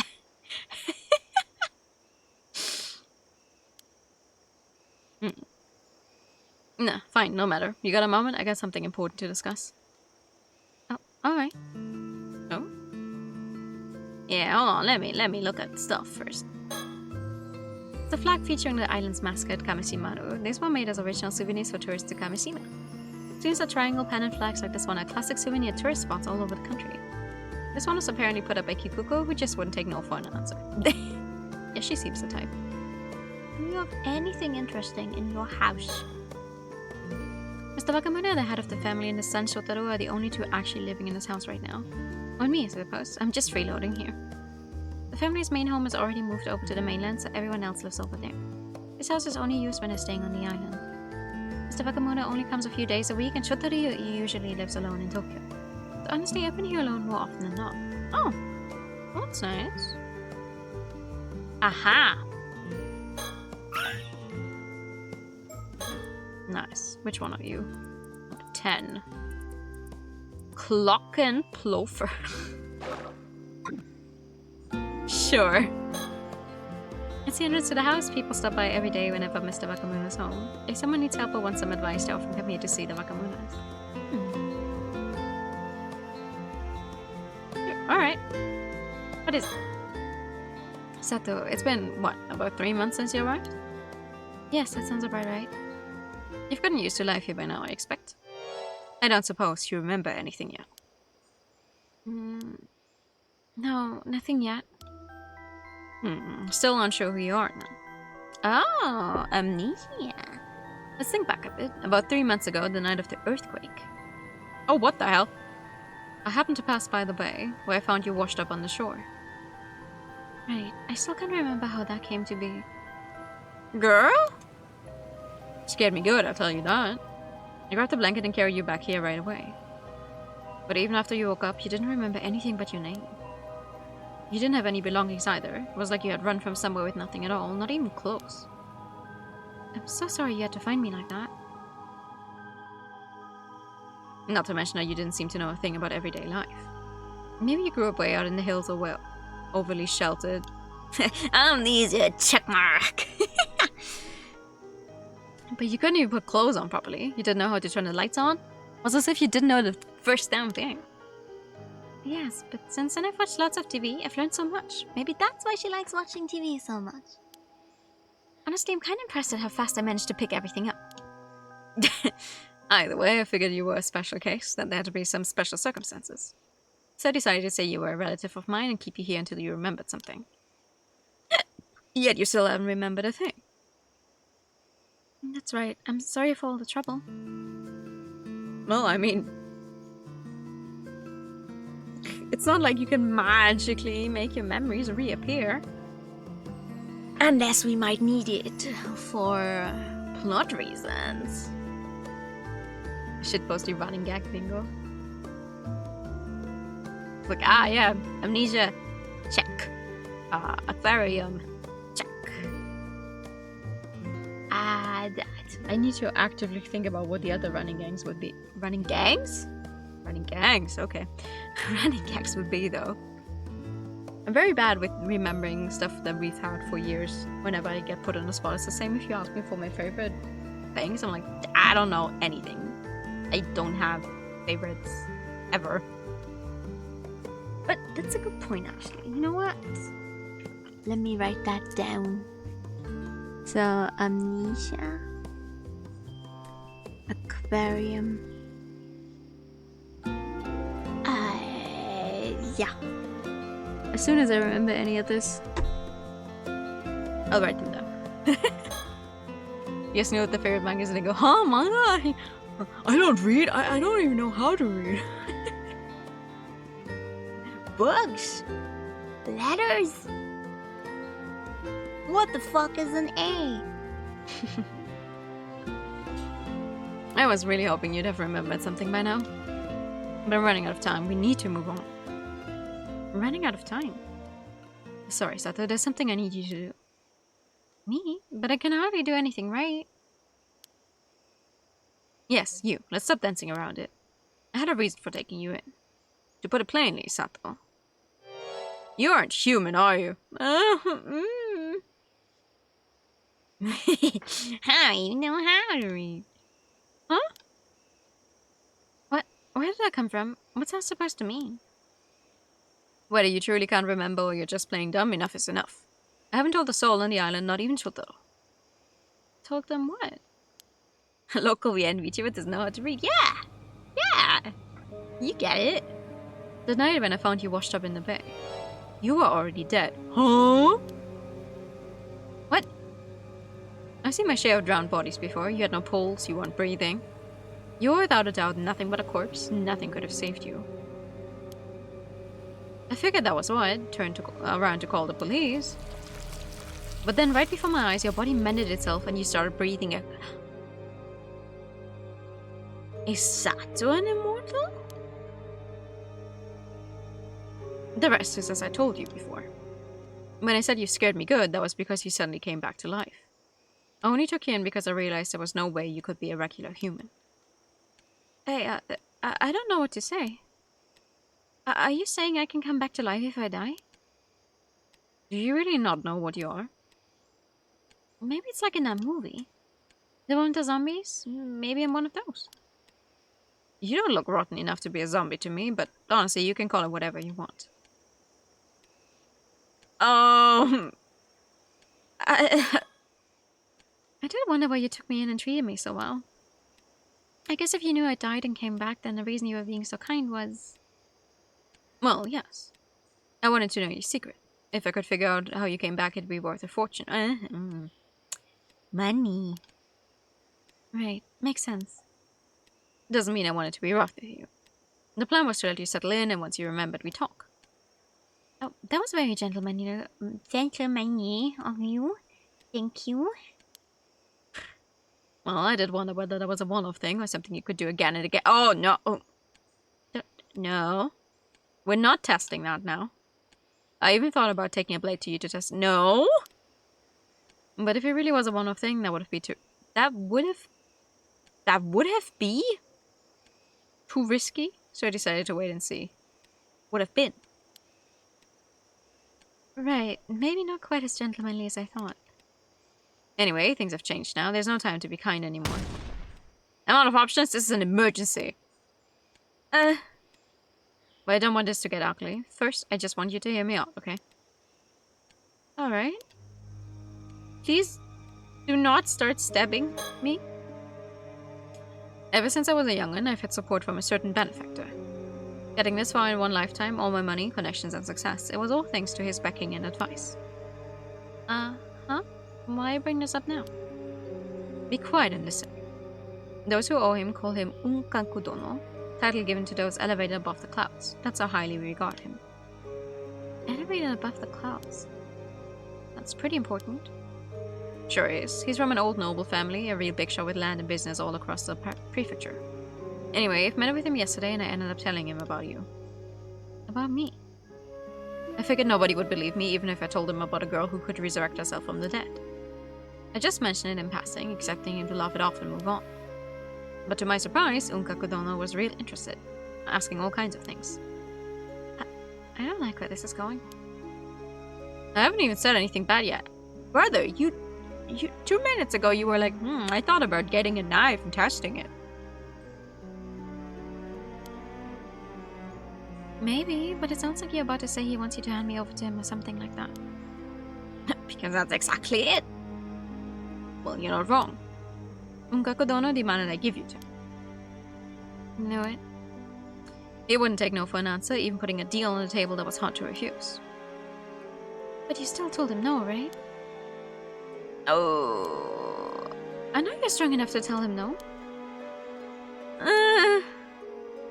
Okay, your silence is scaring me now. What's his face supposed to mean?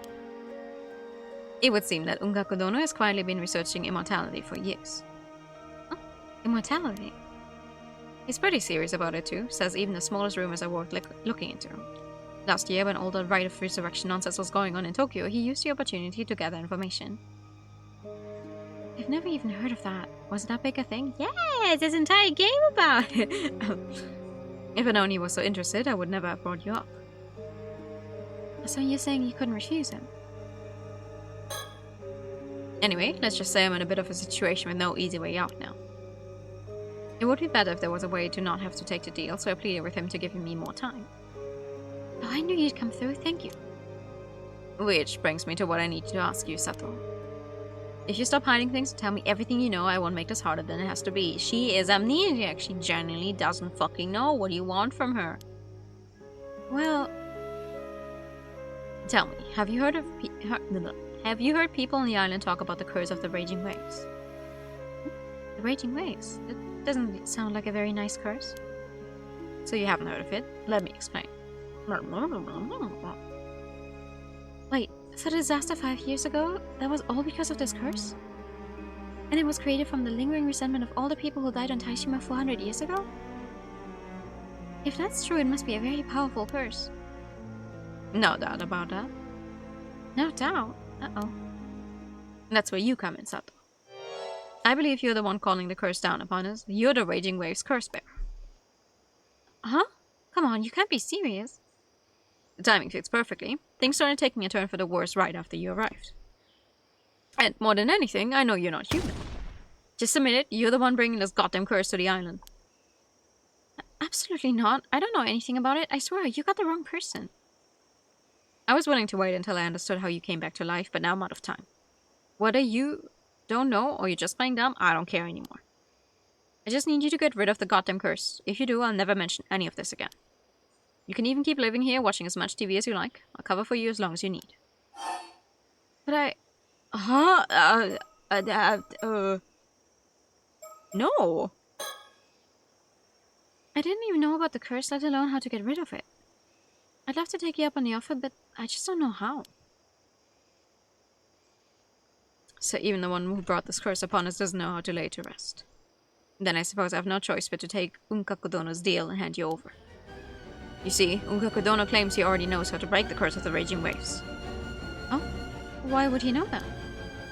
I've warned him about the curse many times. I suppose he must have dug into it. I suppose he will have to be an offering to Unkakudono, one necessary to save Kawashima. An offering? You mean like a sacrifice? In this day and age? Yeah, that's what I'm saying. Look at his smug face. Oh my god. Hi, Karin. Good evening. Yes, I debuted this middle of January? It's not been that long yet. Surely there's a way to save Kamishima that doesn't involve killing anyone. We can find a more humane route. You really think he'd just hand over that information while he's got leverage? Use your head. If you can't help, then refusing his method of lifting a curse isn't on the table anymore.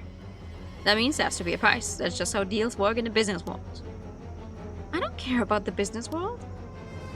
Come now, you think you have a choice? Oh my god. Yes, I don't want to give up my body to someone researching immortality. He could kill me. But that's the thing, there's no need for you to worry about that. You won't stay dead, you'll live through whatever happens, won't you? I refuse. I have a promise I have to keep, no matter what. You. All you do is eat, sleep, and watch TV all day. What promise could you possibly have to keep? Well, I can't say. Not right now. What nonsense. You're just saying whatever to save yourself. You realize you're choosing to stand against protecting everyone in the island from disaster. Do you really want that on your conscience? Not to mention you're the cause of this mess to begin with. It's time to take responsibility. You have no guarantee that she is the one responsible, and also fuck you, even if she was. No, that's not true. You're blaming the wrong person. You live here and eat at our expense for months and then refuse one request? Unbelievable. Hey, save the world by sacrificing yourself for the greater good. One request. Okay. I'm sorry, I don't know what else to say. The handover is tomorrow night, the 8th. A transport boat will slip out of the port. Until then, do as you like. And don't bother trying to escape the island. I've told the ferry not to let you board. There's no one on this island my eyes don't reach. What the fuck, dude? In this court of private opinion, you are guilty until proven innocent before this man acting as judge, jury, and executioner. Such is life at times. Fuck this guy. If I'd done this 5 years ago, maybe I could have stopped it. I won't make the same mistake. And 5 years ago, you were like, oh, it's the mom is responsible. Did you send her out there? Into the storm, huh?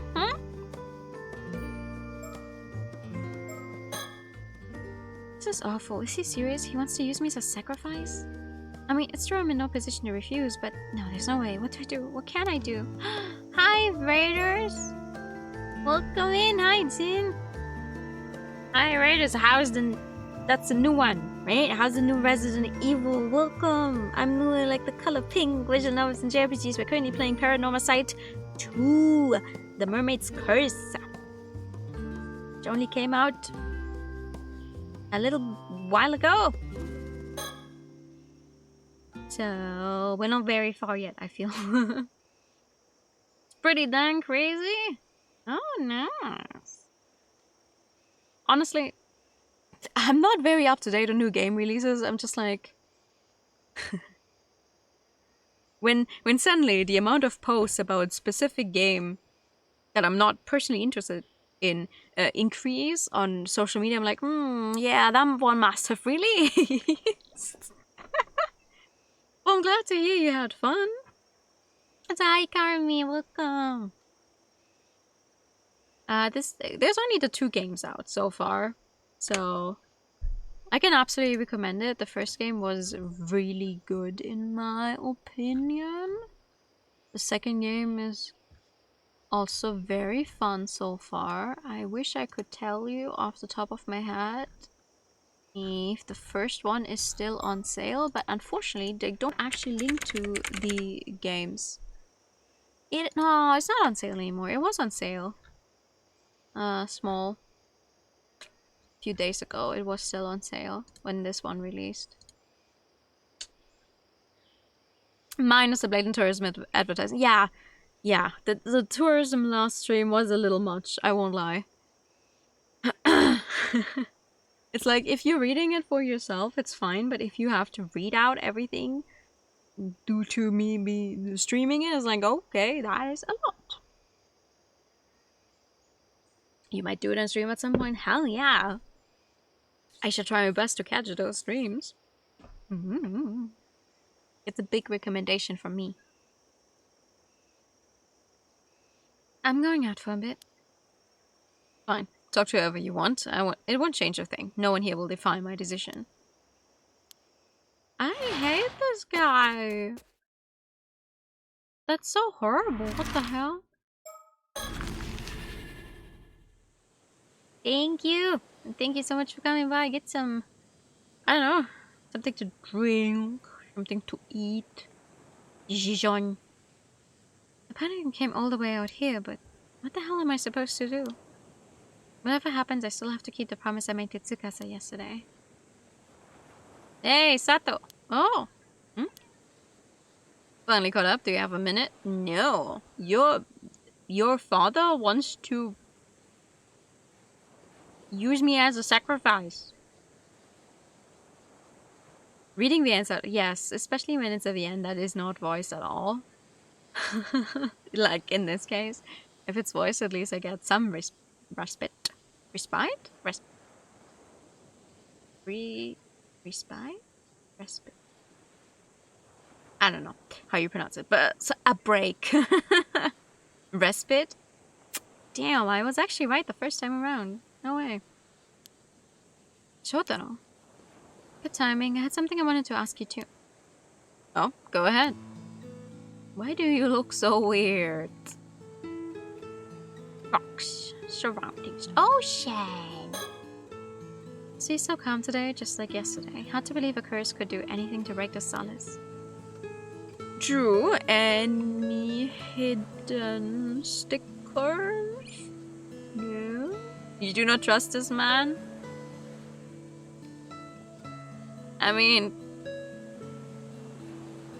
I don't know. I think he just has a very unfortunate haircut, but I have no strong feelings toward him. My topic, your topic. What? Just start with mine. I know this is a bit sudden, but I was wondering if you have some time later this afternoon. What for? Are you inviting me to something? Not exactly, just something a little complicated I want to talk about. Can we just talk right here now? No, I mean, I still need some time to prepare. I think I see how it is. You sure this is the time for that, though? Don't you have bigger things to worry about? Oh, okay, never mind. I hate him. Hi! Thanks for coming in with the raid. Well, yes, but even so, I really want you to be there. It's important. Alright, I'll be there. Just tell me when and where. Thank you. How about 1 PM down by the bay? Got it. I'll be there. Oh boy. Okay, now your topic. Oh, right. So I wanted to let you know. Sorry, I overheard your conversation with my old man earlier. Wait, you did? How much did you hear? Pretty much the whole thing, I think. The house really has paper-thin walls. I heard about the curse, the sacrifice, and you coming back to life. Then yeah, you pretty much heard everything. Honestly, it caught me completely off guard. Can't believe my old man's going on about all that. It's also ridiculous. I mean, who actually buys into that kind of superstition? But don't worry, Sato, I won't let him do this. I'm on your side. There's no place for something as ridiculous as sacrifices in this day and age. Why does he do this with his mouth? Okay. But what do you think you can do against your old man, like, genuinely? Anyway, you don't need to worry, Sato. I'll be your knight in shining armor. You're not going to be sacrificed for anything. No, his father apparently found her stranded on the beach, and he says that she was already dead, but when he, like, wanted to call the police, she came back to life. But she has amnesia. She doesn't remember anything about that, so he could be lying. For all we know, he could be. I don't think he is. I do believe that she genuinely came back to life, which is also why I'm thinking she's an immortal. But that's very reassuring. Thank you. Honestly, in a world with science as advanced as ours, talk of curses, sacrifices, and immortality is just nonsense. I think my old man has finally lost it. I'm pretty sure it's all the influence of that so-called sorcerer from Tokyo. Honestly, it's disgraceful. Yeah, it's a bit out of hand. Just so you know, after hearing all that, I confronted him, gave him a pretty firm piece of my mind. Wait, you did? You spoke to Mr. Wakamuna? Sure did. I told him flat out that you weren't going to be a sacrifice for anything. Things got pretty heated after that. Oh, no, I'm so sorry. You didn't have to go through that for me. Well, you see, I actually have my own reason for not wanting to lose you to some silly sacrifice. Sato. Yes? I'll be direct. Once this whole mess is over, would you consider dating me with marriage in mind? Ew! Ew! Ew! Ew! Ew! No. No? Huh? Wait, what? What? You and me? I, didn't see that one coming.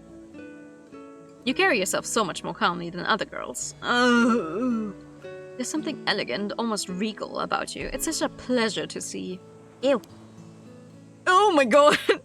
I feel like I'd do anything if it was for you. You're the first woman that's ever made me feel this way. Get away from her!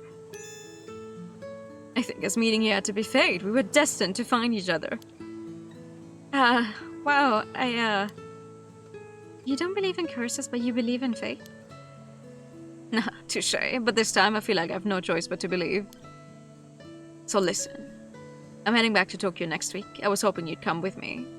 It's incredible how the writer's cliched a very specific kind of guy. Yeah, I mean, true.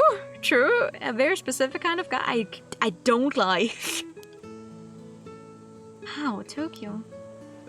Just think it over, okay? I think it'll be a great chance for you.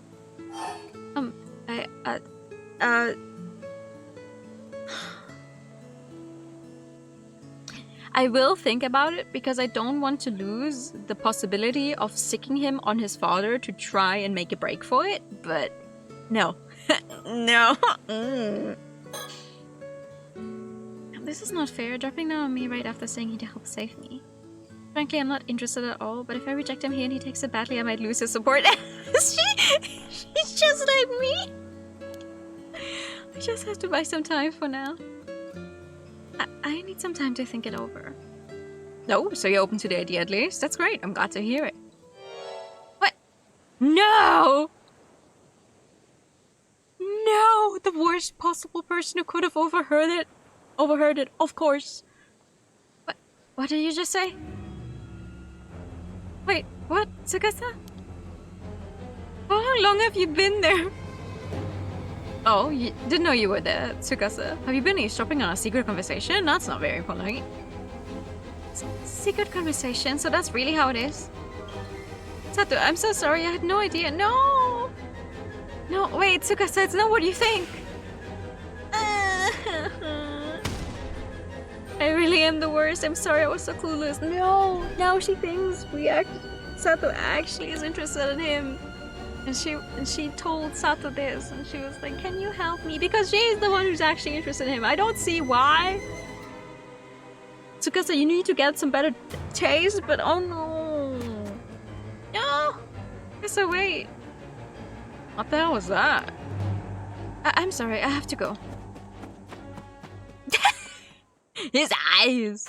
What I do appreciate about the art style is how big the eyes get. It's so funny. Oh! Huh?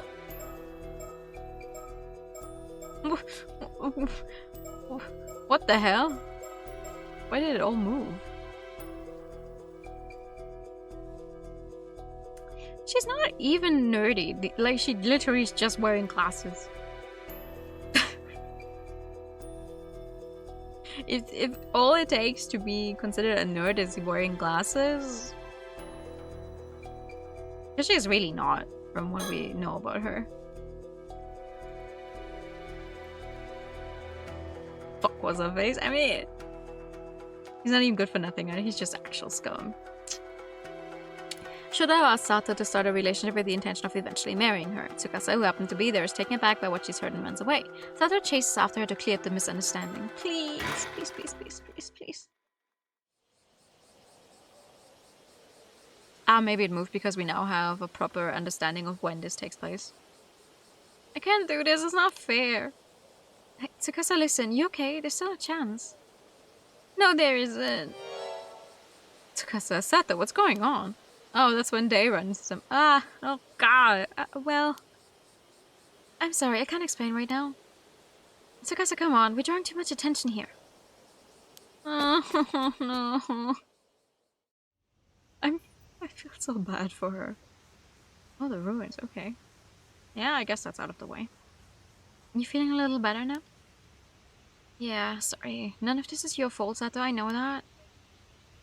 And now we've missed a meeting time too. Shotaro's probably out there looking for us. Yeah, we'll find him later and apologize. Nah, who cares about that guy? I keep checking around here in case there's actually a bird, but I guess not. Oh. There she is. So you're saying that today was the first time you ever said anything like that to you?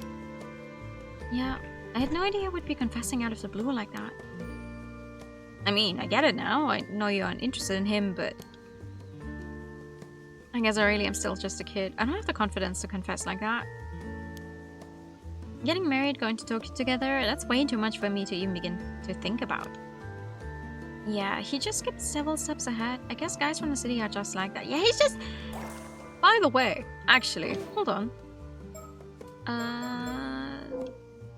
Sato is apparently 17 years old. Tsukasa is also 17 years old. He's 21. I mean, I guess it's also 1980 something, but like, get away from her, get a job, leave her alone. Yes, so the game takes place in 1980 something, but they're not specifying a certain year. Just 1980 something.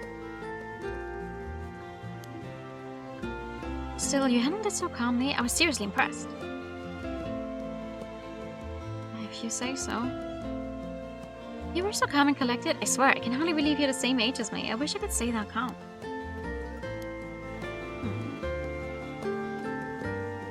I mean, no, the age difference does work out, technically, but it's just like, he's already in university, he's living in Tokyo, and he's asking out the girl who apparently watched a show, who has no memories, who didn't even know how to do most things that would be expected of you, like, as a human being. It feels weird. Although you seem a bit different too, did something happen? I only really caught the tail end of your conversation back there.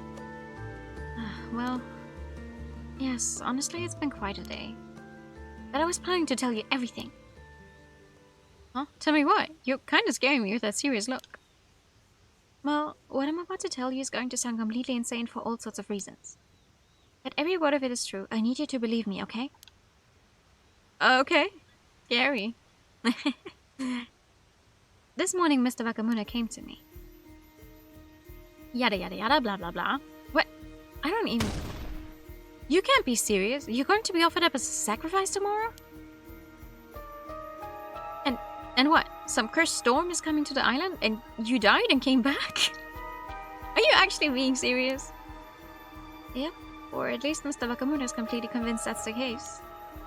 Shotaro said it was all nonsense. He didn't believe a word of it. Nah, this is not okay. This is all seriously messed up. You said before you didn't really remember much about your past, right? But claiming that you died, that has to be bullshit. Sato, why aren't you saying anything? Huh? She actually does remember something? Maybe? Oh, talk about yourself. Hello, Sato, you okay? Well, I don't know.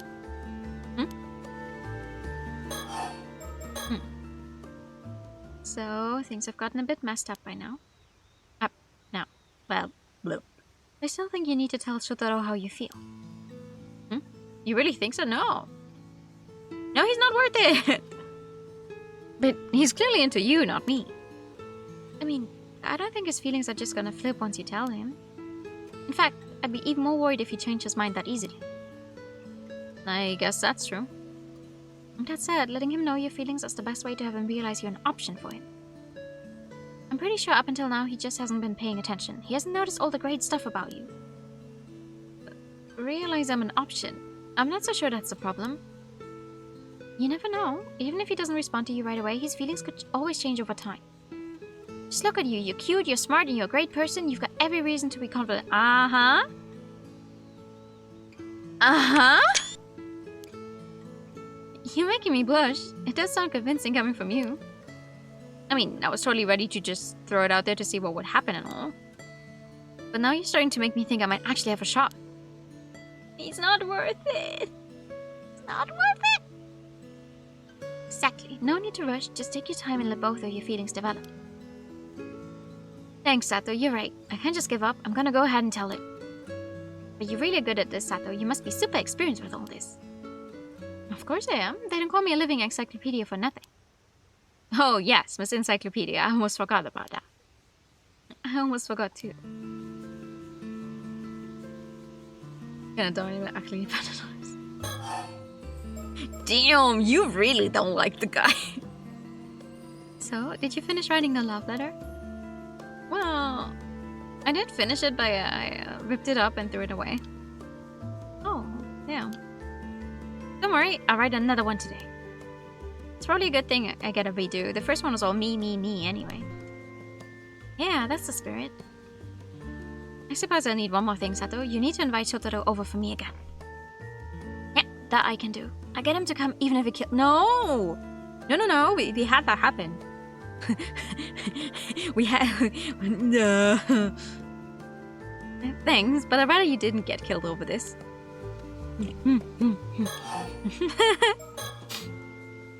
Alright, time to write the love letter. No? I'll talk about myself.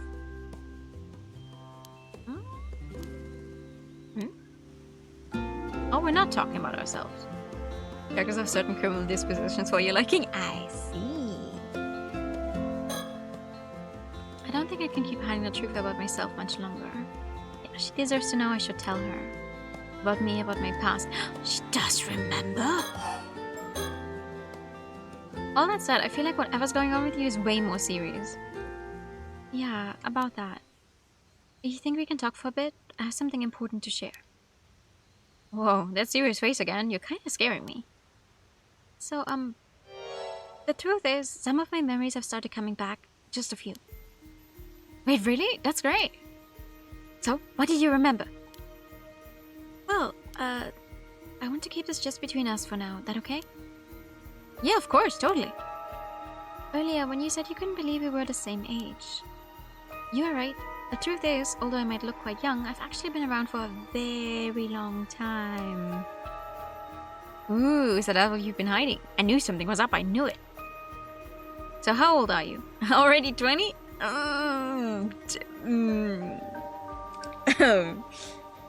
More like 200?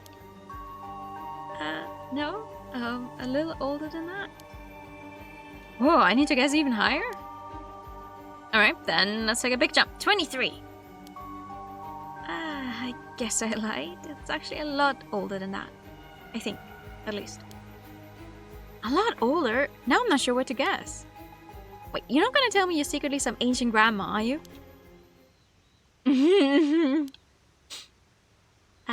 Yep. Well, right. Huh? Also, the part about me dying and coming back, there might be some truth to that too. Huh? Yeah, so in other words, I'm actually an immortal girl with an immortal body. Nice to meet you!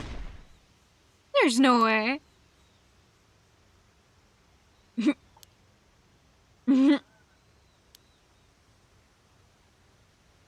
Wait, are you actually being serious here? Yep, completely serious. I mean, I always thought you said some pretty weird things. But this one takes the cake. I guess you did always have a kind of strange vibe about you. Hearing this does sort of make sense. But like, how did that even happen? Well, it's so long ago I barely remember. But long ago, for some reason I can't quite remember, I ended up eating the flesh of a mermaid. The flesh of a mermaid?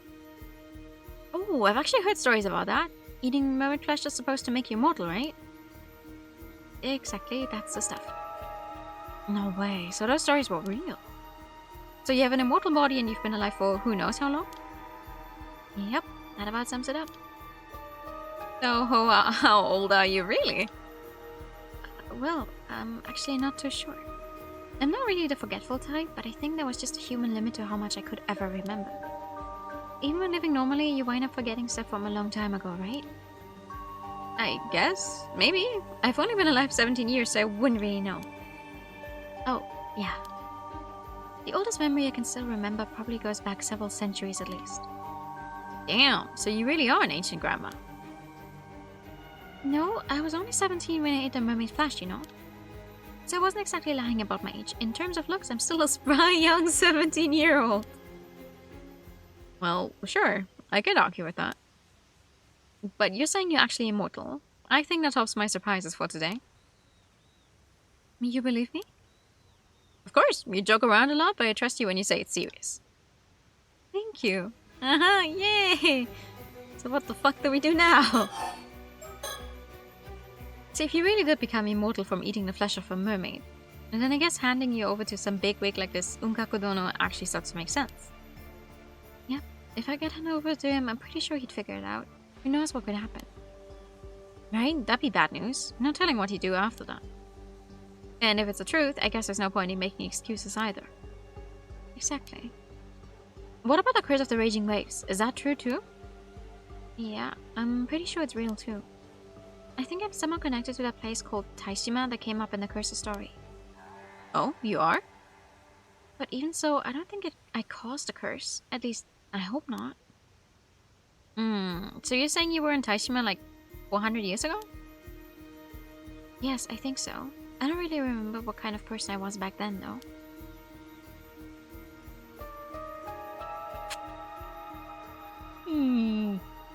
Even so, I can't believe the old man just straight out said he was going to hand you over tomorrow. Yeah, I've been trying to figure out how to get out of that. Well, I'm gonna help you, obviously. How about you really do just run away to Tokyo with Shotaro then? No! I'd rather not. There has to be a better way. Yeah, even as I said it, I realized I hadn't really thought it through very much. Let's take this one step at a time. Besides, I don't think the curse will just disappear if I leave the island. Yeah, even if you were the cause, that would mean they could have just kicked you off the island, right? It kind of feels like the old man's just trying to pin everything on you. Yeah, there has to be some reason behind it. Either way, if you could somehow stop this curse of the raging waves or whatever, it will probably solve all my problems. Probably, yeah, but how are we supposed to stop a curse when we don't even know what it is? I always thought all this curse stuff was just occult nonsense. I never thought it could be real. Well, they are. Spirits and curses really do exist, no doubt about it.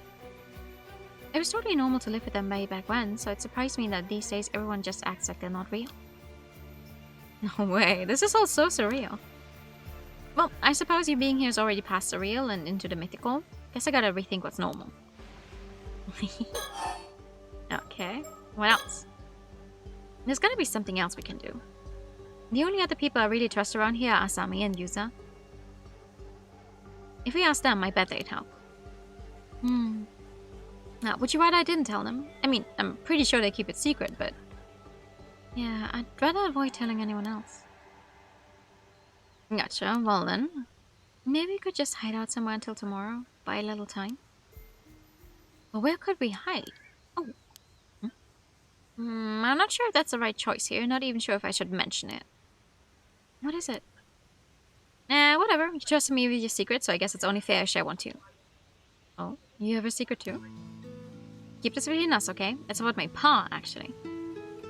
Wait, your dad? But I thought you grew up with just your mom. I did. That's why I got curious about who my pa was and started digging on my own. Didn't have much to go on, but I managed to piece it together. Maybe I've got a knack for detective work. It's incredible. A detective just like on TV. Anyway, it turns out he's a very rich guy from Ise. Apparently way back, my ma used to work as a maid at his estate. Wait, does that mean... You guess it, I'm his illegitimate child. Hell yeah. Ooh, that's a tough one. I mean, I kind of suspected it already, so it wasn't a huge shock or anything. Besides, he's been sending child support this whole time, so I'm grateful, honestly. I mean, wow. Actually, more than most dads seem to do. Oh, your life really is like a TV show, says the immortal. Anyway, I've actually snuck off to meet him a few times. You met your dad all on your own, and that wasn't a problem? Surprisingly, yeah, he was happy to see me. He even said he wanted to meet me too. Took me out for dinner a couple of times and all. Nice. But you're smart and so cute, I can see why he'd be proud. I've got no complaints about the life I have now with Ma. I'm not out to shake him down for cash or stir up trouble or anything. That said, I've never told Ma that I met with him. There's still bad blood there, apparently. Oh, that's not good. Nobody on the island knows about this. You're the first person I've ever told. It's turned into a full-on secret swap. Anyway, worst case scenario, I thought you could maybe ask my pa for help. He's pretty rich, so he could probably arrange a place for you to hide for a while. Might help us buy some time to look into this curse. That's quite a connection to have. Thanks for sharing with me. Having a place to lay low would be great, but won't he be suspicious if we don't explain things? Honestly, I'm not sure. We either lie to him or risk telling the truth. And personally, I'd rather not lie to him. You think it's better to keep your secret even from my pa? Yeah, sorry. I'd really rather no one knew. I get it. If word got out, it'd probably stir up a whole new mess. Let's keep that as our last resort then. It was a great idea though. Thanks. Okay. Anything else? Guess that means our best chance at the moment probably lies in your memory somewhere. Do you really not remember anything about what you were doing before you washed up on the island? No. Well, I now remember that I was in Taishima 400 years ago. Everything between then and waking up here is completely blank. I'm guessing I might have been asleep somewhere for the last 400 years or something like that. Damn. How does something like that even happen? You think it's connected to whatever happened to Taishima? Yep, probably. Still sleeping for 400 years? That's just unreal. Feels like something out of a story. I mean, you fit into our society so naturally, it's hard to believe you're not from the same era. I was quite lost at first, but I didn't want to cause a scene, so I tried really hard to fit in. Everything had changed so much, there were surprises around every corner. It was pretty overwhelming at first. I can imagine. It's like that old tale of Urashima Taro. You came back and centuries had gone by. Oh yeah, now that you mention it, it's quite similar. I'm amazed the tale of Urashima Taro is still being told even now. You know what amazed me the most? TV. It was incredible how much I could learn from it. Haha, so that's why you were always glued to the TV. Still, that's amazing. I can't believe you managed to blend in so naturally just from watching TV. Yep, it was actually easier than I expected. Felt more like visiting a country with a different culture than just jumping through time. Hi, good evening! And I guess since I barely remember anything from my past, there wasn't much to get in the way of learning new stuff. Right, guess that's why you seemed a bit distant when you first arrived on the island. Oh, yeah, sorry, I was such a pain. You were just scared, right? You had no memories and were thrown into a completely different era. I was lucky though. Everyone on the island was so kind. That helped a lot. Still, I can't believe the old man wants to offer you as a sacrifice. That's so messed up. That it is. That it is. I wish you could remember a bit more about yourself though. Aren't you even a little curious about who you were? Doesn't it worry you? Honestly, not really. I mean, I was probably just another person. Doubt there was anyone special. Don't say that, you never know. Well, either way, we'll just have to make a bunch of good memories for the new you. That sounds good. Even these last few months have been filled with great memories for me. Hang on, I just realized. I'm good, how are you doing? If you really are immortal, Sato. Every time you said, even if it kills me, you kinda left out the part where that's not actually possible. Damn, you're right. That does sound bad now. Wait, no, it's the opposite. It means I'm so determined that I risk dying despite my immortality. Uh-huh, so coming from you, it actually carries even more weight. Got it. I think I spun that one pretty well. You know I can hear you, right? They're so cute. You know what? I actually feel kind of relieved. Even after learning all this about me, you aren't treating me any different. Well, yeah, you're still you. Nothing's really changed for me. Thank you. I'm glad I could tell you the truth. Chilling after work and a figure you ordered just came in? Nice! What kind of figure? Usually when people find out, they freak out and quickly pull away. I was worried you'd do the same. Yeah, I mean, I can see why some people might distance themselves if they found out. Yusa's ma was totally shunned when people started blaming her. Anyway, don't worry, I won't tell a soul. Your secret's safe with me. Hey, you said Yusa's mom was shunned for something? All Suyi ever told me was that she passed away in the Kamishima Southern Sea disaster 5 years ago. Ah, right, you wouldn't know about it. I mean, I guess it's not exactly something you'd share with a guest to the island. Do this, they pinned the blame for the whole disaster on her, said it was Mada's fault. What? Seriously? But why? No idea. People just started saying she was some kind of bad omen or something. Sure, she never really fit in on the island, but there was no reason to treat her like that. Probably why things felt so tense when Yusa came back to the island a few months back. I figured folks were just joking around, so I didn't really think too much of it. That's so cruel, even after she's gone. But you know, it's quite similar to what's happening to you right now. The old man called you the same thing they called her. What was it? The Raging Waves curse bearer? Wait, so they said Mada was the source of the curse too? That is weird, but what does it mean? Could it be Yusa's ma was actually like you? Like, she was also immortal? Huh? And maybe she didn't really go missing, but was actually sacrificed to this Unkakudon? But Mr. Wakamoto said he won't make the same mistake from 5 years ago, so I don't think that's it. I figure in town what's under the— Oh, nice! Well, I hope you find a good place to, what's the word? A good place to put it, to show it off, to play, to display it. Haha! Right, yeah, maybe I'm overthinking it. Still, I wonder if Yusa Utsuyu know anything about this curse of the Raging Waves. Yeah, it's not exactly an easy topic to bring up, but we don't really have any other leads. Let's go talk to Tsuyu. We can ask her about Mada and the curse. Uh-huh. What else? But wait, if Yusa's ma really was his curse bearer or whatever, that means she dragged not only herself and her family, but the whole island into the storm. That's kind of scary thing to think about. Yeah, I can't imagine she did it on purpose. Maybe at the very least she didn't know about it, even then. It's still awful. Either way, the outcome was such a terrible one. Nope, this curse bearer stuff has to be total bull. I'm not buying it. Yeah, I couldn't agree more. But then where did all these curse bearer rumors come from in the first place? There's gotta be a way to prove they're unfounded. But anything it was a so-called sorcerer the old man's been talking to has to be. Maybe we could go shake it out of him until they admit it was all made up. It's a bit extreme, but if you could pull it off, it will clear things up. Although, even if you prove you're not the curse bearer, they're still gonna come after you for being immortal. I guess so, yeah. They want me because I'm immortal, not just because of the curse. They want you. When was announced she left the first one? Hell yeah, me too.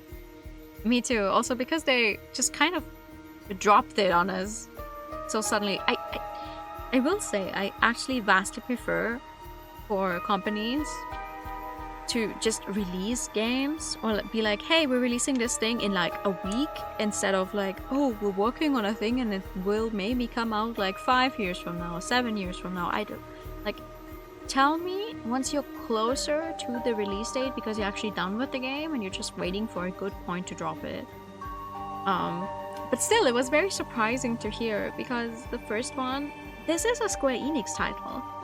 But I would not say the average person who's played other Square Enix games would maybe know about this game unless they're already into visual novels or horror games. So they've really dialed down. They've really dialed down the horror in this game so far.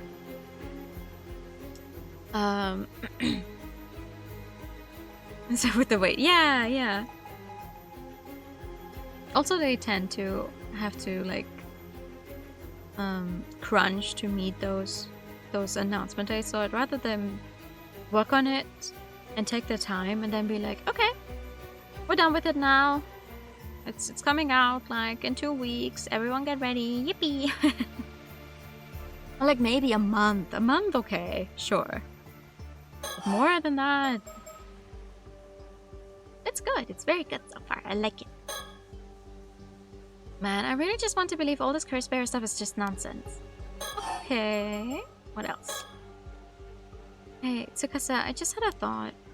Yeah? What is it? This Ungaku Dono guy, he says he has a way to break the curse of the raging waves, right? Yeah, sounds like it. That's what he's offering in exchange for you, right? Then what if he somehow stole that from him? Ooh, bold idea. You mean we fake the trade and swipe it instead? No, I mean, what if I just snuck into Ungaku Dono's place and took it? So we found our detective arc and now we're going undercover? Are we spies now?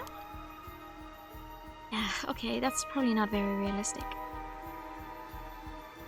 I do think it's a bit of a stretch. We don't exactly have the skills or intel for a spy mission. Damn! It would be fun, though. Imagine, next to the diving minigame, they suddenly also give you a stealth mission minigame. I would cry, probably. I am not good at stealth stuff, but it would be funny, I won't lie. Still, if there was some way to break the curse of the raging waves, that would solve everything. Exactly. Okay. I think. Come on, let's go talk to Tsui. Yeah, and we should apologize to Shotaro too. Nah, he's fine. Oh, right. He's fine. Forget about that guy. Let's talk to Tsuyu. Tsuyu's not home. Hello? Anybody home?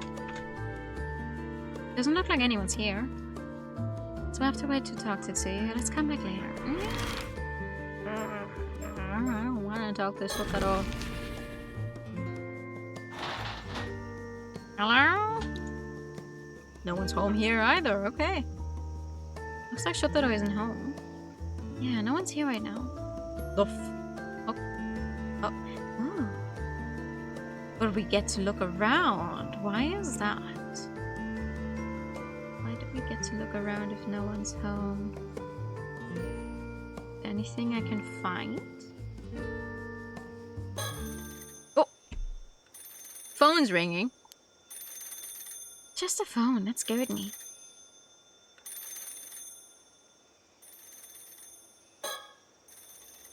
What the hell are we supposed to do now? Kamishima, help us out here. I don't live here. I'm not gonna pick up the phone. Do you want to pick up the phone? Is that what the phone's ringing? Yeah, I guess it is. Shouldn't you get it? I guess I should. I'm not really sure. Well, don't look at me. What do you normally do? Normally I pick up. It's the least I can do while staying here. Well, there you go. Just pick it up then. Yeah, I guess so. Makes sense. No, I don't wanna. I have things to look at. I'm back here thinking Shotaro might be around, but now that I think about it, there's a good chance I could run into Mr. Bakamuna too. That could get awkward. Yeah. Yeah. A little bit. I'm not picking up that phone. But it does have an unfortunate noise. I don't like it. Anything else? No, that's all just surroundings. Surroundings. Okay. Tessa keeps glancing at the phone with concern. Well, it is someone else's house. Can't blame her for being curious. I don't wanna. Phone's still ringing. Wait, are you one of those people who lets the phone ring for a while before picking up? Uh-huh. Worried people will think you've got too much free time on your hands or something? What? How do you... That's not it. Sometimes when you pick up too fast, it startles people, so I wait on purpose. Okay, so haven't we waited long enough? No, just a bit more. Letting it ring a little shows we're being thoughtful. If you wait this long and then pick up all of a sudden, I feel like that's gonna startle them too. I don't care. I will wait this out. I mean, don't you hate picking up the phone? This one in particular is giving me a real bad feeling. Well, I guess I do get where you're coming from. Wanna just ignore it? Maybe, but even though I have a bad feeling about it, I still feel like we really should get it. Yeah, same. Something about it is bugging me. Still, if it stops ringing just before I pick up, then it's just fate, right? If they hang up that time, we were destined to not hear the call. There has to be something if you don't pick it up for long enough, I swear to God. So let's get this straight. You're worried about the call, but also too scared to pick up. That might be the case, if only there were someone a little braver than me. I refuse. I didn't say you. Yeah, but you implied it. I don't want to get it either. Something doesn't feel right about it. Damn. How many texts do you think they put in there? Alright, fine. I'm scared, but I'll do it. I'll pick it up. No, wait. I can't let you get involved. It's too dangerous. I'll do it. Okay, go ahead then. Well, you tricked me. You know, I really thought if we kept this up, they'd hang up. But man, talk about persistent. Must be really important if they waited this long. Maybe it's time to actually answer it. Yeah. Yup, there's an achievement called Phone Alone. Be terrible at picking up the phone. I knew it was worth it. Wait, don't pick up. No, not yet. That was close. I almost answered without thinking. Sato, why are you rolling around on the floor like you're fighting ghosts? I just wasn't ready to answer yet. Okay, pick it up. Fine, here goes nothing. Hello, Wakamura residence? Didn't think you'd ever pick up. Answer faster next time. Oh, sorry, I was in the bathroom. I've been having some stomach issues this past week. I actually wanted to stay in there a little longer, but rushed out to get the phone. Whoa, way too much information. Anyway, you one of the Bakamuras? Huh. Didn't think you'd be so good at improv. Actually, no one from the Wakamura family is home right now. Would you mind calling back later? Wait, really? And that means you must be that immortal girl. Ah. Sorry, I'm not sure what you mean. If this is a prank call, I'm hanging up. Something about his tone really irks me. Aha, so this is where you've been hiding. Took me forever to find you. Who is this? My dear Osato, it's been a while. He knows you? Yeah. Hang up? Hang up. So this is a prank call. I'm hanging up now.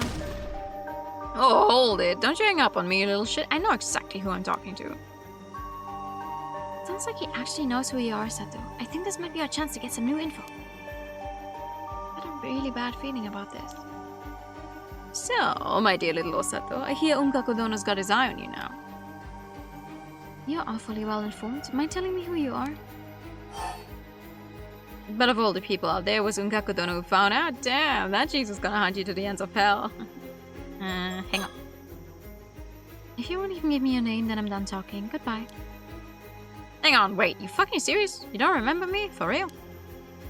That's real harsh. After everything we had, all that passionate talk about our future together. Wait, what? Come on, just because I don't remember you doesn't mean you get to start spouting nonsense. You know, if it's nonsense soon enough. And listen, I'm actually the one trying to help you here, you know? Might want to hear me out. What do you mean? So this Unkaku-dono, he's a psycho old man funneling cash into researching immortality. He gets his hands on you, you'll be strapped to a table in his lab while he cuts you open alive. You'll sit there watching as you die and regenerate, all as part of his fucked up experiments. And once you're all healed up, slice and dice again, rinse and repeat, over and over. Sounds fun, huh? That's straight up torture.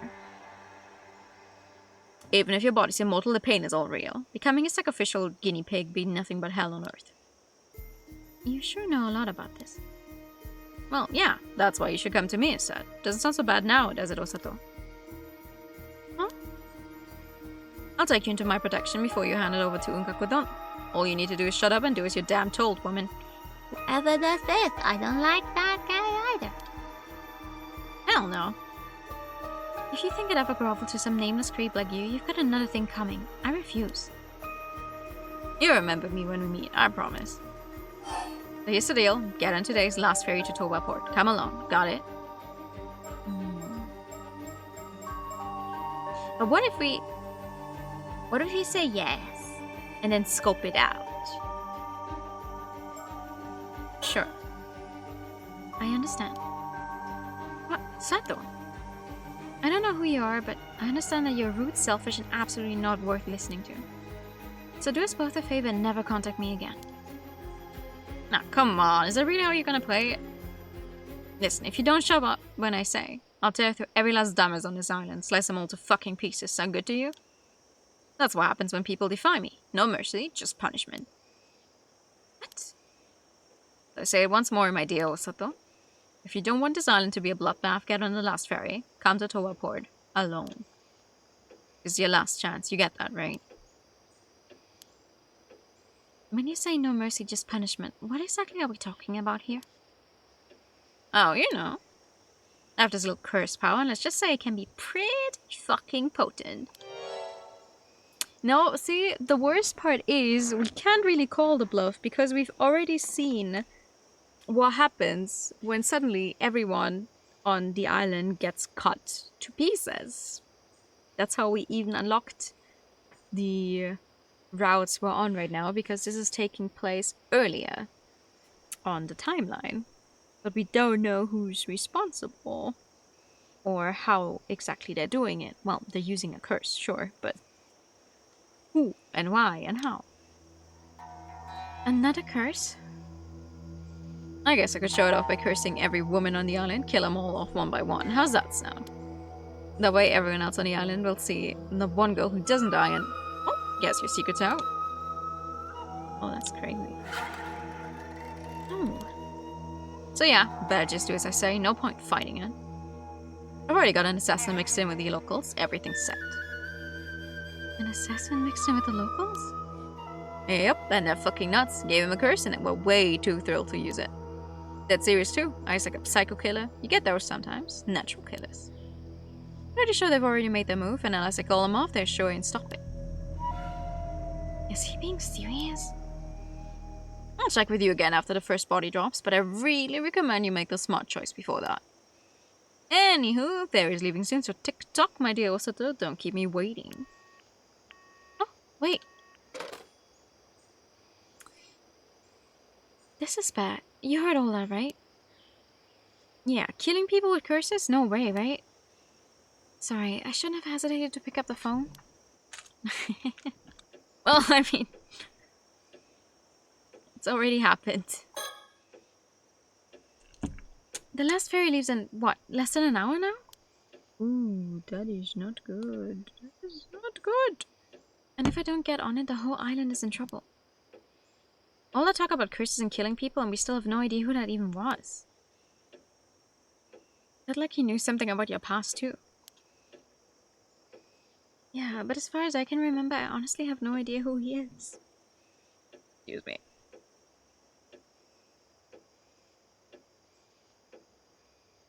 Like a plain someone starting a new life with a new identity, hacked as people.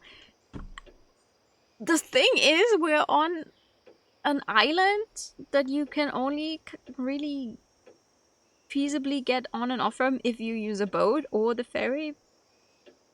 So I think the closest plane to take would be not that feasible. Also keep in mind this is the 1980s. 1980s rural Japan, funny little island that is only accessible by ferry or boat in general. They knew about Unkakodona and his research, so they're definitely involved in some way or another. Then maybe it's someone who doesn't get along with Unkakodona and wants to steal you away from him. Makes sense. Trying to help me is probably just a front, so his real goal has got to be something like that. Time to go get swimming. I know that's so easily said, but The ocean is vast, and we humans are puny little creatures. Making you think of summertime rendering? Oh yeah, I can see why.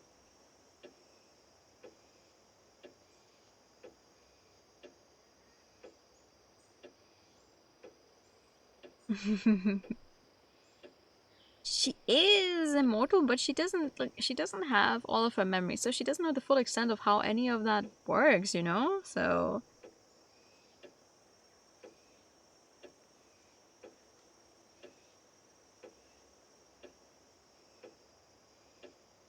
Yeah. I can type 1 second.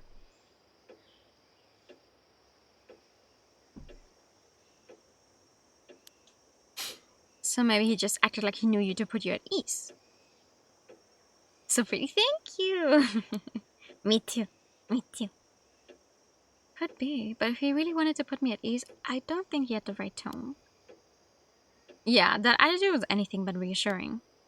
Like, was he actually serious, thinking he'd go along with all that just because he barked it at you? Not to mention threatening to curse the people on the island to death. It's hard to tell how serious he was. Well, one thing's clear, he's bad news. Wait, someone's come home. Well, you came back, huh, Sub?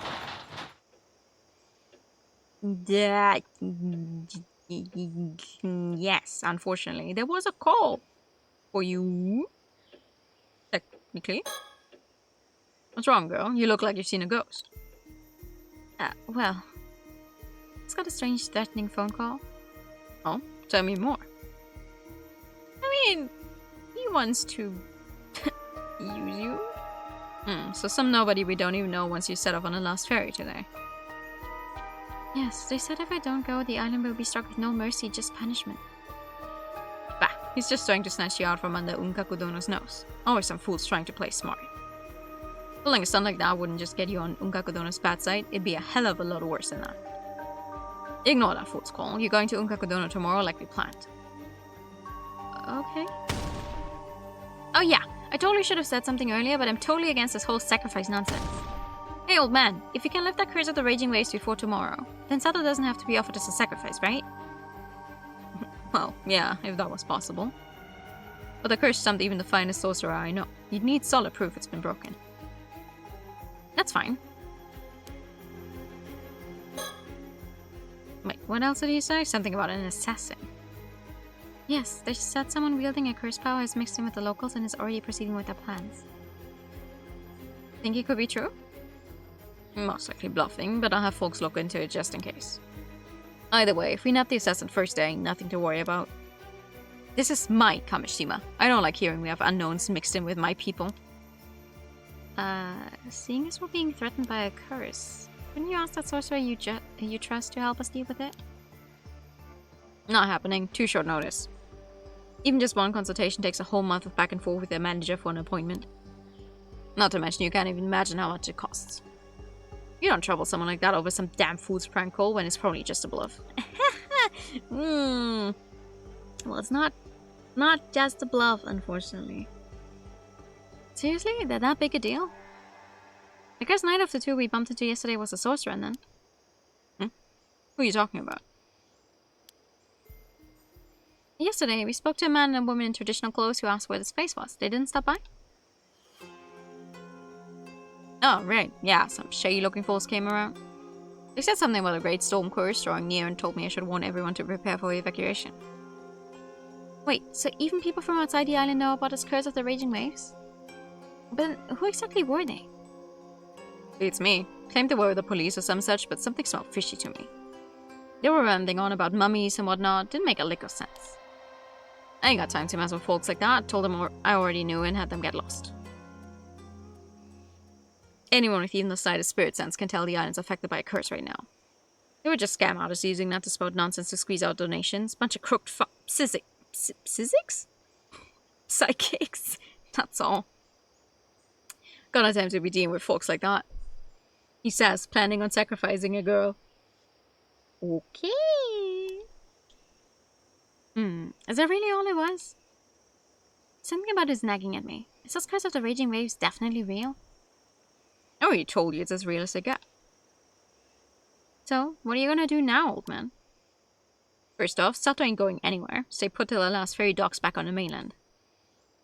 Are you sure that's safe? Versus or not, there's no way anyone is going to just go around killing off a bunch of people. That just ain't practical. Heh. That said, someone sneaking in as an assassin, that could happen. I see. I'm not very far into it yet, but I'm having a lot of fun. I was actually debating whether I should play this one or Final Fantasy tonight, but then I was like, I don't think I'm gonna stay awake that long. So, Paranormasight it is. Even if the curse was just a bluff, they're clearly planning something. Ain't no way I'll let it slide. I'm always EP. Threatening not just me, but Unkakudono, they'll regret messing with us. Smoke them on myself and have them confess all that bullshit. Yikes, he's pissed. You say right here, got it? No. He's gone. Spat out like a bullet. So, but now, he told us to wait here, but... Well, we don't need to catch the ferry anymore. Still, feels like a waste of time just sitting here. Let's go see if we can find Tsuyu. Sounds good. If you can find a way to stop the curse of the raging waves, there'd be no reason to sacrifice you. Let's go. I was about to say, who the hell? About an hour and a half later. Well, we definitely learned a lot more about after speaking with Tsuyu, but you're not showing me! Ooh. Huh? Tsukasa? Damn it. Listen, there's no way I'm letting him sacrifice you, not for anything. Thanks, Tsukasa. Sorry I got so worked up. Don't worry about it. That's just who you are. I guess the last ferry should have reached the mainland by now. Yeah. Think the old man managed to find that assassin? Let's go see what's going on outside. Not like we have much else to do now. Yeah. Oh boy. Oh boy. Murder! It's gonna happen outside. Now, probably. Ooh, yeah. Chuo Street. Yeah, okay. Yeah. Dun dun dun dun dun. Oh. Oh, look. It's Shotaro. Hey, you two. Perfect timing. Old man's been stumping around with this wild look on his face, asking people if they've seen anyone suspicious. Did you know anything about that? Actually, yeah, we do. We would have wanted to hold him. So I guess he's trying to track down an assassin who's blending in on the island somewhere. Wow, so people really launch threats like that over the phone. Still, I'm glad the old man didn't take the bait. That was probably the right call. But if it's not just Unkakudono's people after you, then we've got a new problem on our hands. Yep. Oh boy, I'm scared. They might have turned down the horror, but that doesn't mean it's not still... Alright, scary. 14. Who are you? 14. Maverick Mandy. Okay, work it, Mandy. Anything here? Sun's trying to go down. Maybe that's part of it, but something feels off.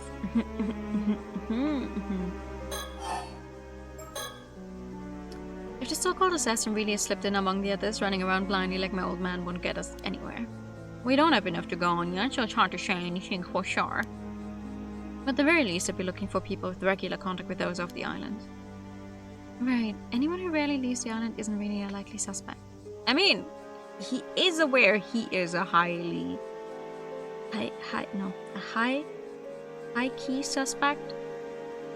Like living in Tokyo, leaving the island many times. You gonna hit the hay? Have a good one? Thank you so much for coming by. Get some rest. So that means that people like Shotaro and me who live off the island most of the time are the most suspicious? Given the situation, yeah. Okay, at least they're aware. Oh boy. You know, it's also possible that the caller and the assassin are both working for Ungaku Dono. Wait, why would you think that? It's possible that he either never had the means to lift the curse of the raging waves like he promised, or never intended to hand it over in the first place. Oh, I get it. That way he could just get Sato without keeping his end of the bargain. Plus, he could also then turn around and pin everything on your old man.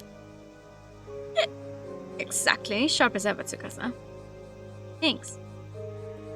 Either way, if someone like that really is out there, we need to stay on guard. Definitely. Sorry about missing our meeting today. I was the one who asked and ended up standing you up. Something urgent came up and I couldn't make it. Ah, right, that. Well, stuff happens. I'm not mad or anything, but I do wish you brought it up a little sooner. Right, sorry. Mind telling me what exactly happened? Well, something unexpected came up and kind of threw off my whole schedule. So you can't say any more than that? You're not ever gonna tell me what you wanted to talk about? You're not even gonna tell me?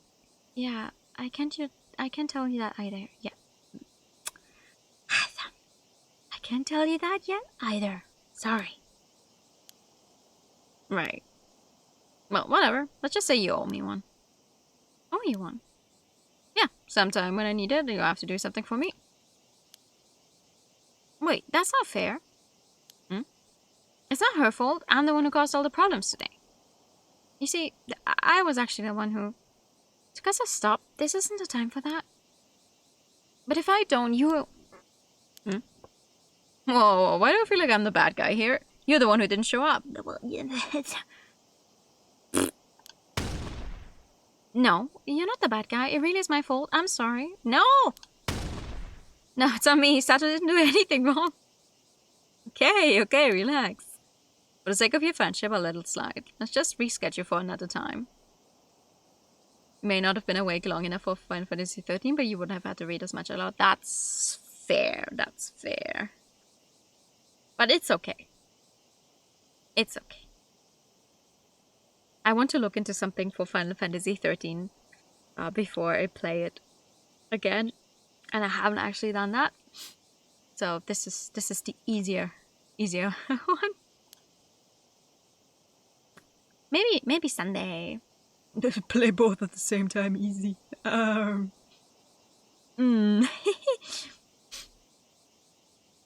thank you. No, you don't want to owe this guy. We don't like this guy. Things are a little hectic today. We can talk about that more another time. Okay. So, about getting you out of that whole sacrifice mess? Yes, about that. I've been thinking, and maybe it's best if we leave for Tokyo together first thing tomorrow. Lay low for a while. Yeah, I know, it looks like I'm just using this chaos as an excuse, but at this point, I don't think I can offer any other options. What do you think? Well, first off, thanks for thinking over it for me.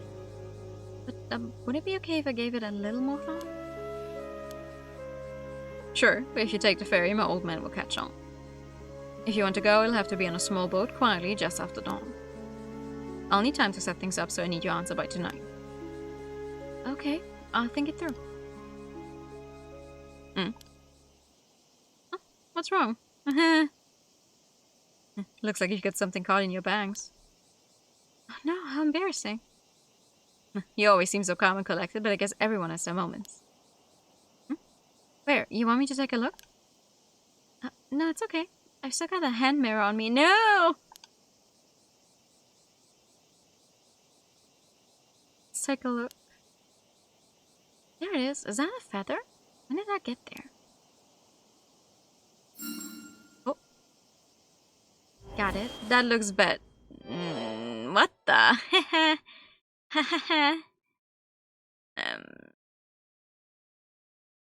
Kazlam! What the hell is that? Something wrong, Sato. There's something behind me. Huh? What's that? I should check. Oh no! They want me to actually turn around. I know, I hate it. I hate it when... I should check behind me. I hate it when this game forces you to look around. Hi. Hi. Nothing. What's wrong? Nothing. Hey, do you have a problem with blood?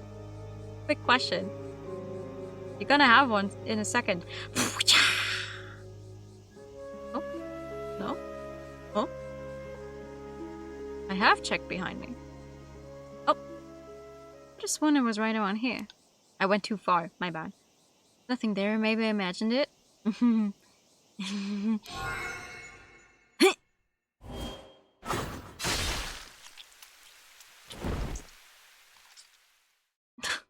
Hurts.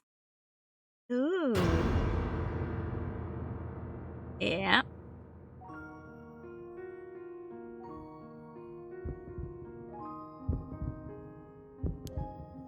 It hurts. Cut straight through me. My inside's on fire. This is it, isn't it?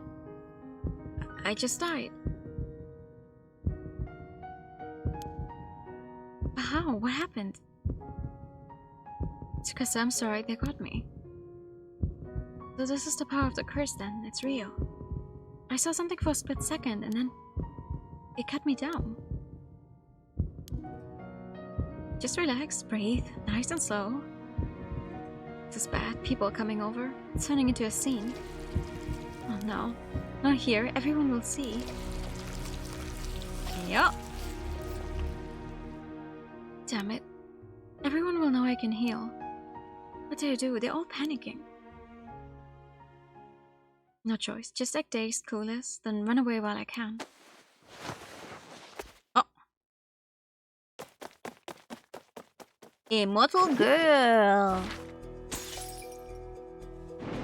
Ah!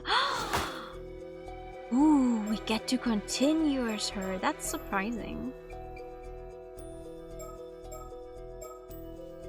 That is surprising because we did see the CG of her like kind of standing up. But then this one came over to like, oh, okay, we're trying to hide, blah, blah, blah, blah, blah, blah. And then we quite literally lost our head. Why are you hiding? Slash from the curse leaves Sato with a large wound on her chest. She dies, but only for a moment, and then resurrects in front of everyone, revealing that she's no normal person. She escapes in a panic, unsure of what will happen next.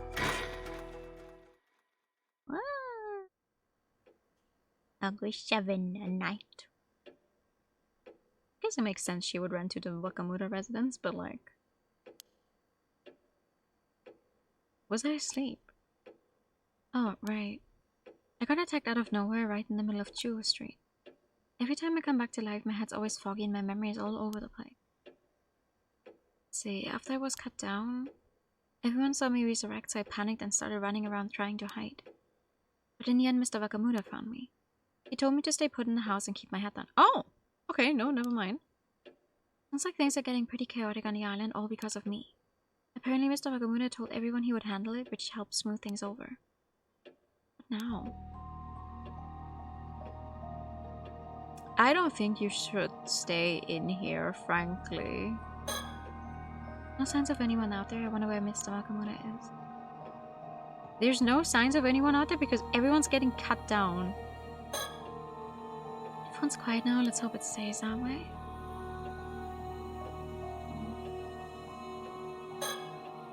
It's already pitch black outside. It's quiet. It's too quiet. It's putting me on edge. What about... Oh. I was thinking maybe we can do something with the shrine, but I guess it's all just the surroundings. Okay, let's think that. So now everyone knows I can't die. Be that as it may, I've still got something I need to do. This is it, time to see it through. Today's been so hectic, I need to take a second, gather my thoughts, and figure out what comes next. Ooh! Curse of the Raging Waves? Right now, over the southern sea of Kamishima, the Curse of the Raging Waves is creating a huge storm that has started to churn the sea. They say it can whip up a violent storm without warning, the kind that can flip a boat in an instant. Mr. Wakamuda plans to hand me over to Unkakudono to find a way to stop the curse. The handover is supposed to happen tomorrow. Chotaro is against that plan. This morning he asked if I'd run away with him, escape the island, and flee to Tokyo. Yeah, I still haven't given him an answer. I'm sorry, but I have my reasons. I can't go with Shotaro. As for how to actually stop the curse of the Raging Waves, the information Tsuyu gave us this afternoon might help. I should go over it again to get everything straight. Aha! Okay. What about the phone call? Early today, I got a creepy call demanding I turn myself in. They said if I didn't comply, an assassin with a curse would start killing people. I didn't go. And sure enough, later that evening, I was struck out of nowhere by some invisible slash and killed. Whoever did it was probably testing whether I'd really come back to life, while also showing off their power all in one go. And it worked perfectly. The island went into panic, with people both terrified of me for not dying, and of the one who attacked me. If it really was an assassin mixed in among the locals that used the curse to do all that, we're in serious trouble.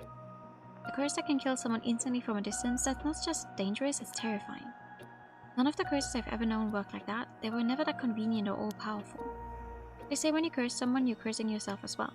Using a curse always comes with risk or with strict conditions. To target me so precisely in that exact moment and place from somewhere I couldn't even see, there must have been some really specific conditions to pull it off.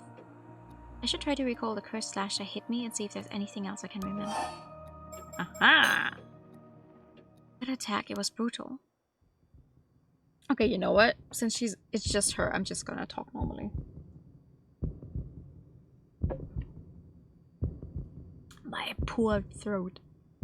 I changed clothes and the wound's gone now, but I can't stop the cold sweat. My body still remembers the pain. But I'm the only one who can get to the bottom of this curse. I need to think back, remember exactly what happened when I was cursed. Okay, what about Tsuyu's information? Earlier today, after Mr. Wakamura told me to wait here, we snuck out and went to talk to Tsuyu. We learned some rather important info there. Tell me. Are you kidding me? Wakamura is fixing to hand you over to someone to try and break the curse of the raging waves? Treating people like they're nothing but tools is just plain awful. Exactly, but if we can figure out how to lift the curse ourselves, then maybe it won't come to that. If you know anything about the curse of the raging waves, please, we need your help. Of course, I don't know what I'd do with myself if we lost you, Sato. Well, I reckon it's fine to tell you. I was about to tell Yuza and Nasami later anyway. Come on, you two, I've got something to show you. I promised I'd tell Yuza and Nasami tonight, but there's something I need to check, so I'll fill you two in first. Oh, thank you. Maybe they actually got a chance to listen to whatever she's saying, because Yuza and Asami did not. When they tried to talk to her, she was slashed. And killed. Aha! There it is, just as I remembered. Tsuyu, are you sure you're okay to be climbing these rocks with your injured leg? Oh, don't you worry about me, you've still got a few tricks left in these old bones. Truth is, I put together a little shrine behind these rocks. Nobody else knows it's there, so it's been hidden there for ages now. Really? There was a shrine all the way out here? Ooh.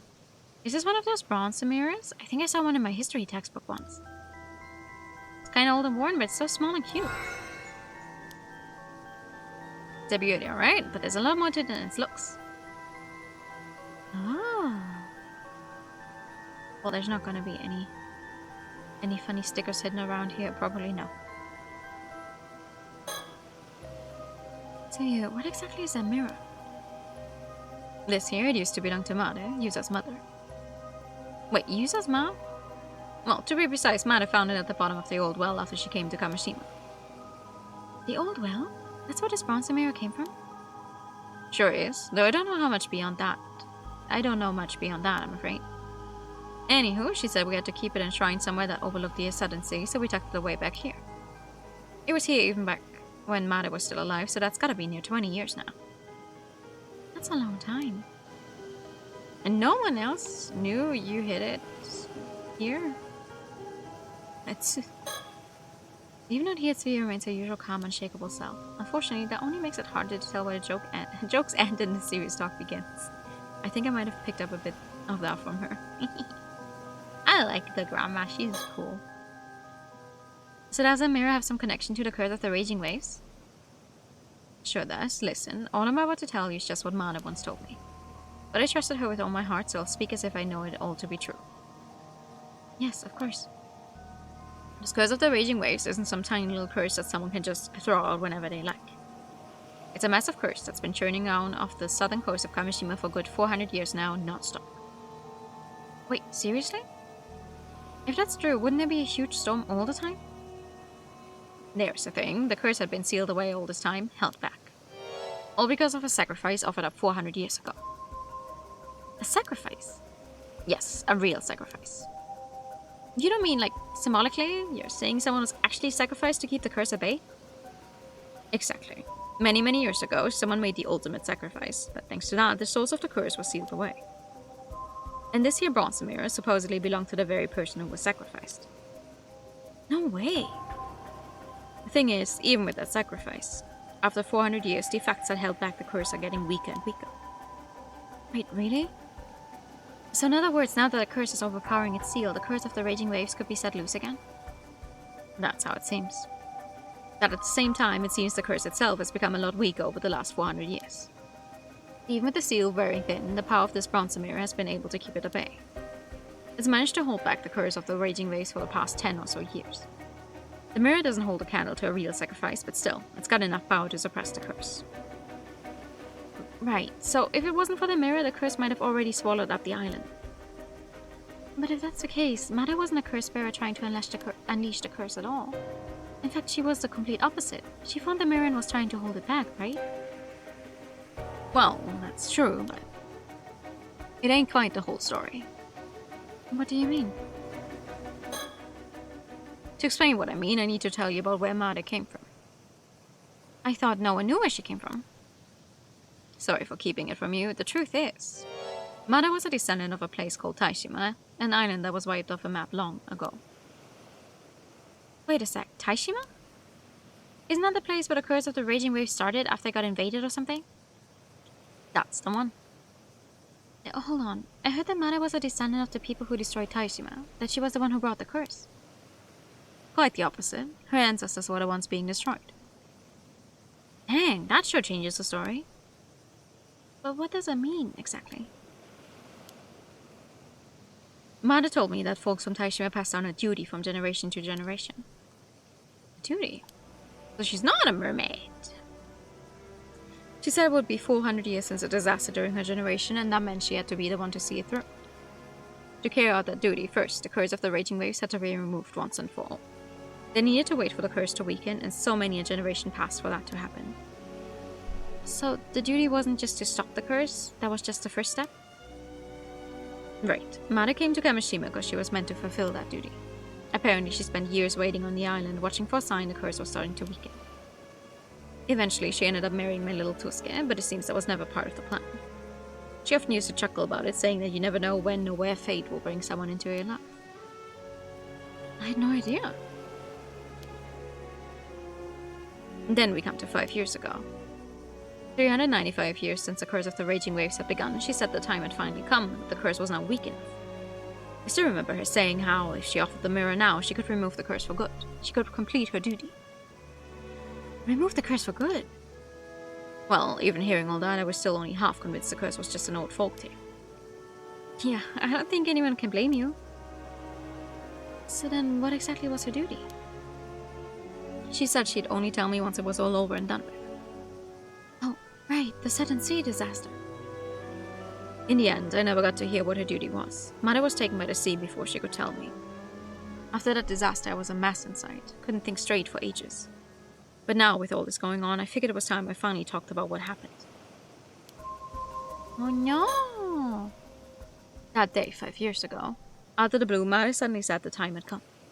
She headed out to sea, bronze mirror in hand, ready to end the curse once and for all. But you know the rest. I reckon she failed to do it. She failed? And then that triggered the storm and the whole disaster? That's how it looks. Thinking back, it hadn't quite been 400 years yet. Maybe she rushed it, felt like time was running out. I think she tried to end it and the curse just lashed back, causing the tragedy. I know folks want to blame her, but I could never really say anything to stop them. One curious thing though, Mother took this bronze mirror with her when she set out. But when Yuzo was the one who found alive, he had the mirror on him. Maybe that's what saved him, just him by some miracle. At the very least, I'm grateful that he came back safe. Yeah, when I found Yuzo that day, I remember bawling my eyes out. I was so relieved. After that, I offered a little prayer of thanks to the mirror and quietly returned it to its shrine in the bay. For the next 5 years, there was no sign of the raging waves. Everything stayed calm, up until now. It does explain a lot. But there's still one thing I can't quite make sense of. But the Idra time. What's that? I know she took Tosuke with her as he was the one who handled the boat, but I never understood why she'd take little Yuza with her too. Yeah, that is a bit odd. Yuza says he doesn't remember a thing, so we'll probably never know the truth. Not to mention that Made's so-called duty also still remains a mystery. All that's left is a sponsor mirror and 5 long years since then. I know you don't actually say the E the same way you do in German, but I cannot stop myself from saying bronze. I kept hoping that maybe, just maybe, the curse of the raging waves would fade away on its own. But now they say it's growing stronger again, and I have to say that despair is setting in. So something just came to mind. What is it, Tsukasa? Yuza is Mare's son, right? So that means he's also descendant of Taishima. What if Mare passed on the duty to him, taught him how to deal with the curse? That's a good point. Maybe she brought Yuza along just in case things didn't go as planned, to carry things on if she couldn't. Now that you say that actually makes a lot of sense. Truth is, I've been wondering if the boy's starting to remember something. Oh? It's not exactly an easy thing to bring up to him, you know? But since we're finally talking about all this, I figured it's time I ask him straight. I see. Though, honestly, Yuza couldn't hide anything from anyone, let alone from us. I thought the same. The boy's as transparent as glass. So listen, Sato. You need to tell him there's no need to rush with all this nonsense. The bronze mirror is holding the curse of the raging waves back for now. Yeah, and maybe Yuza actually knows how to get rid of the curse with the mirror. Yeah. But it didn't work for Mare, not with the bronze mirror alone. The curse is still out there, so maybe it really does need me to, you know. Sato, you okay? You're acting kinda weird. Thank you, Tsuyo, for telling us all of this. I think it's time I told you both something too. I actually remembered something the other day about who I used to be. Ooh. Wait, you mean you remembered even more? Yeah, sorry I didn't say anything sooner. I guess I'll just spill it. The one who was sacrificed here 400 years ago, that was me. I mean, that was kinda obvious. Huh? What? Wait, hold on, 400 years ago? You put on my leg at a time like this? No? No? No, you see, the truth is... Lappy, so you're telling me you're immortal? Immortal? From Jane pulling my leg, this one's a bit hard to swallow. I think the reason the curse is getting stronger is because I woke up 3 months ago after sleeping deep down on the seafloor. I think me waking up weakened the seal that was holding the curse back. Whoa, wait.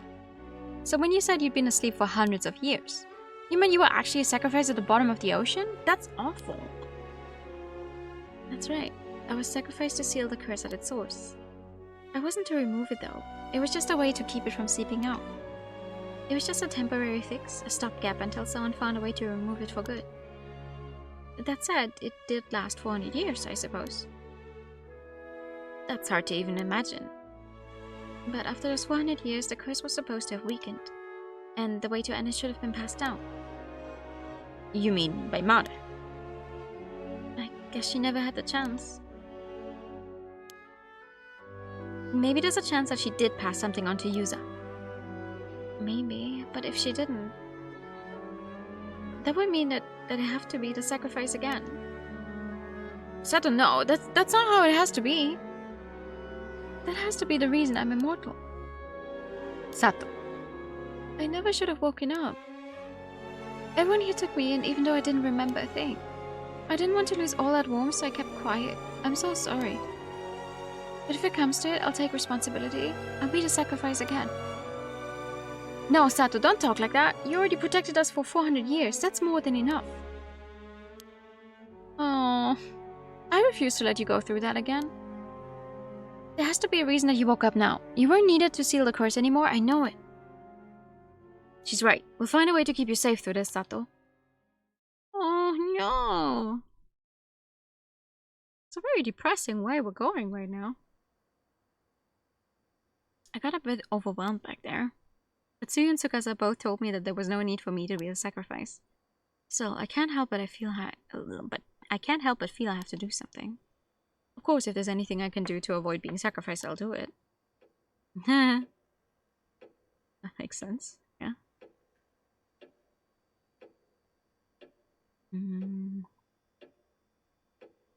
Oh, I can zoom in. Ooh. What else?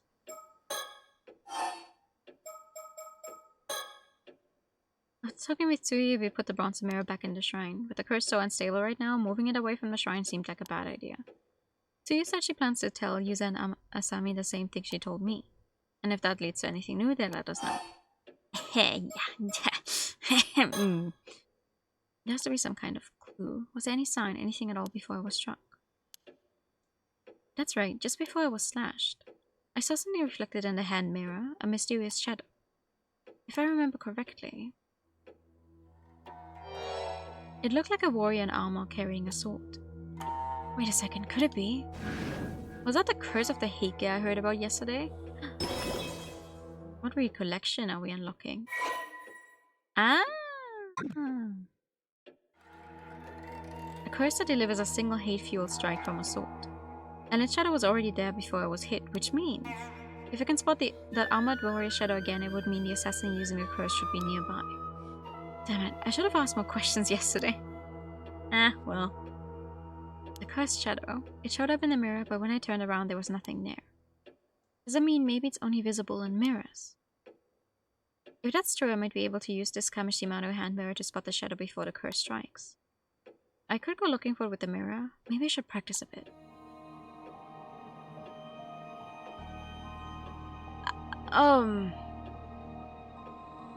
I don't think it's a good idea to take this mirror out. I don't trust the mirror. In general, actually. I don't... okay, here goes. Oh no, it's gonna show up. Looks like I can use this mirror to search for things behind me. So a little practice first. Let me try reflecting the Kamishimano flag in the mirror. Once I can see its reflection, I'll take a closer look at the hand mirror. Okay. That's the flag. There you are, Kamishimano. Okay, this works.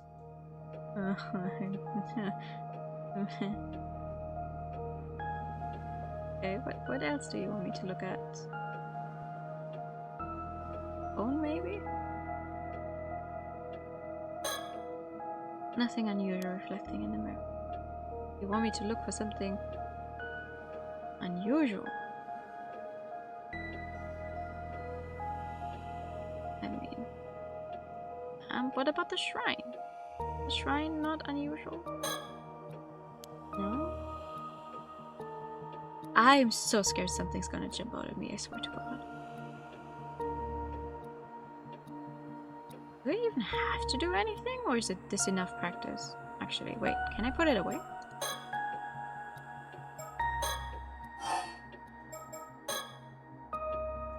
I should also reflect a bit more on what I know about Unkaku Dono.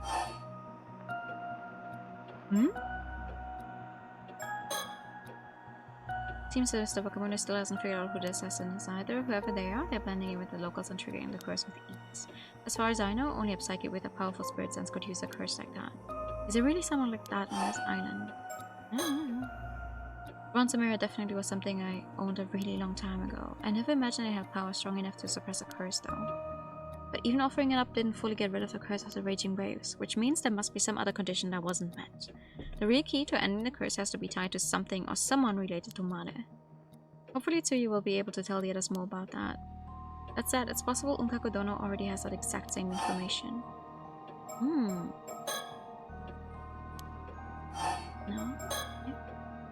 The killing definitely won't stop with just the attack on me. Even the man on the phone was ranting about killing everyone off one by one. But at least for the moment it seems pretty quiet outside. So there's no telling when it'll start. If the caller really can wield a curse, maybe turning them down was the smartest move. Then again, there's no way I was just going to hand myself over. And like Shotaro said, there's also a chance that the caller was working for Unkaku Dono. Okay, if I can catch the shadow with the mirror before anything happens, then maybe I can find the assassin right as they're about to use the curse. Like, one problem. If anyone on the island sees me now, it'll just cause more panic. I have to stay hidden while I move around. Okay. Yeah, sure. I guess for now I just need to do whatever I can. If I can find that armored shadow again, maybe I can at least deal with that curse. I have to try and avoid places with lots of people around though. I don't think this is gonna end well. Oh god. Okay. Places with lots of people. We don't like places with lots of people. Let's start with the ruins.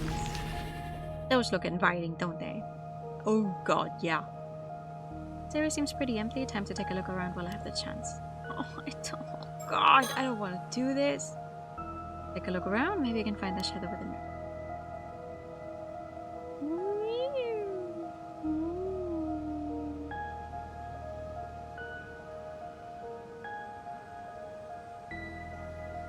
I guess that's a no.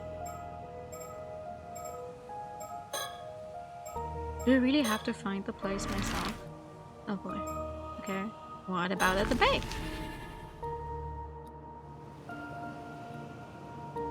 Nobody around here either. Let me look around.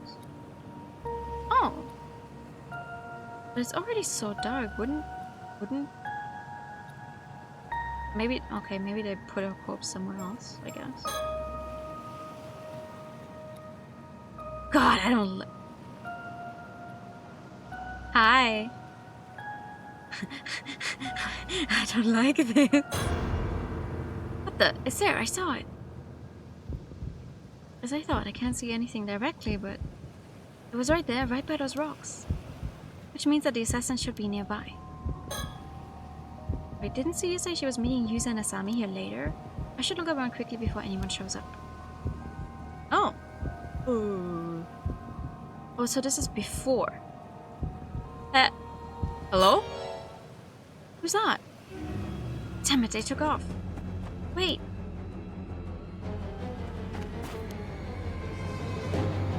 Damn it, I lost them. Someone as out of shape as me never had a chance to catch up. I don't even really know if they went this way. This is hopeless. I'm completely out of breath. I didn't think this far ahead. What did I think I was gonna do if I actually found someone? Anyway, running around in the dark isn't gonna get me anywhere. But I did see that shadow again, along with someone suspicious nearby. Taking off like that the second I saw them was just about the most obviously suspicious thing they could have done. Pretty much confirms there's an assassin using a curse to attack people on the island, just like the phone caller threatened. But even if that's the case, is there anything I can do to stop it? I mean, I'm not exactly built to fight. I'm pretty sure I'd lose to just about anyone. I can do this alone. I have to find someone to help me. But who can I even ask at a time like this? Wait, hang on. Wasn't Suyu supposed to be meeting Yuza and Asami down by the bay? Oh, please, no. Gotta get back and warn her now.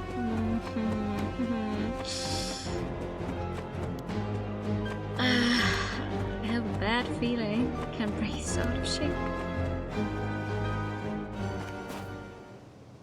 Yeah, barely. Yup. Suyu, wake up! Was I too late? This isn't happening. Wait, what about Yuza and Asami? Weren't they supposed to meet her here? Their footprints. Maybe they ran to get help already? Suyu. It's the same wound as mine. It's hopeless. She would have died in an instant. There's nothing anyone could do. I'm so sorry. I'll come back though. I'll make sure you're properly laid to rest. Well, except everyone's gonna getting cut down after that. Sato returned to the island city center, which had turned into a living nightmare. Countless others had already fallen victim to the curse. Bloody bodies lay scattered across the ground. People fled in panic, screaming and confused. Some turned on others, shouting wild accusations. Others broke down, wailing in helpless hysteria. Many clung to lifeless loved ones, crying in despair. In the midst of the chaos, not a single person paid Sato any mind. Satoshi Nanami wandered through the devastation, overcome with guilt. If she had only done more, maybe this tragedy would have been prevented. If I had just listened.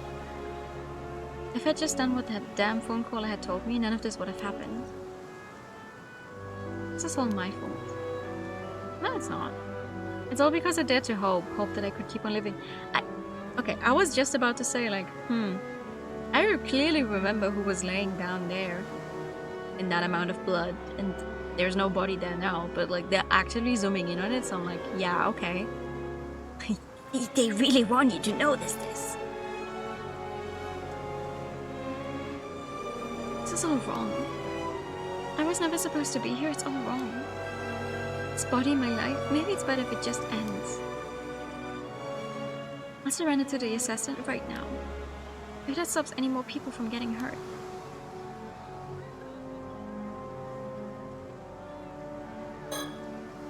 There's a pool of fresh blood, someone must have collapsed here too. Yeah. Oh my god. Jesus Christ. Hi. Mr. Wakamune, where are you? Sato, where's Tsukasa? Tell me where Tsukasa Awa is right now. Huh? Tsukasa? Why Tsukasa? I believe I missed it. I figured Unkakodona had a couple secret kids stashed somewhere. But Tsukasa Awa, she was one all along. You lot been keeping it secret from the start. What are you talking about? The goddamn assassin's gotta be working for Unkakodono, so it has to be her. Where is she? Gotta get my hands on her and put an end to this mess. Stop wasting time and talk. I am not telling him where Tsukasa might be. I think she's down by the southern bay. Bay, got it. It's close. I've gotta find Tsukasa before he doesn't warn her. If she really is hiding, I bet she'll be up at the Kantekisho ruins. No time to waste. Kantekisho. Someone's here. Oh yeah, right. Right. Don't lose your head now.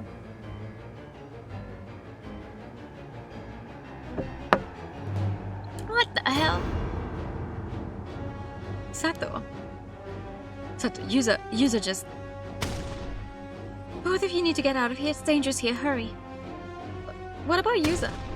There's no time. Just go.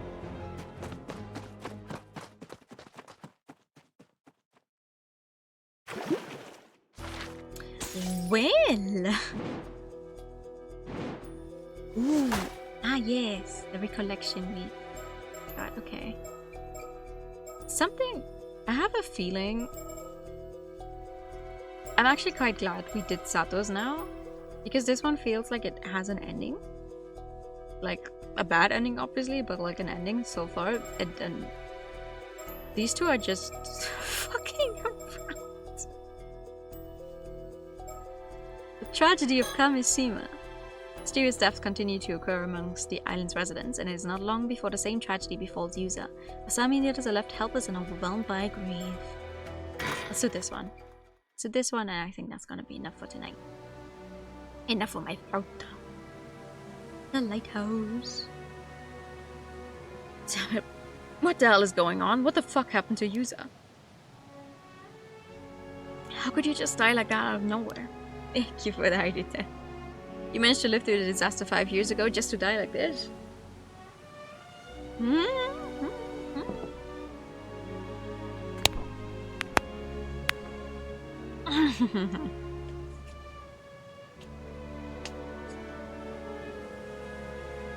did, in fact, fall into the sun.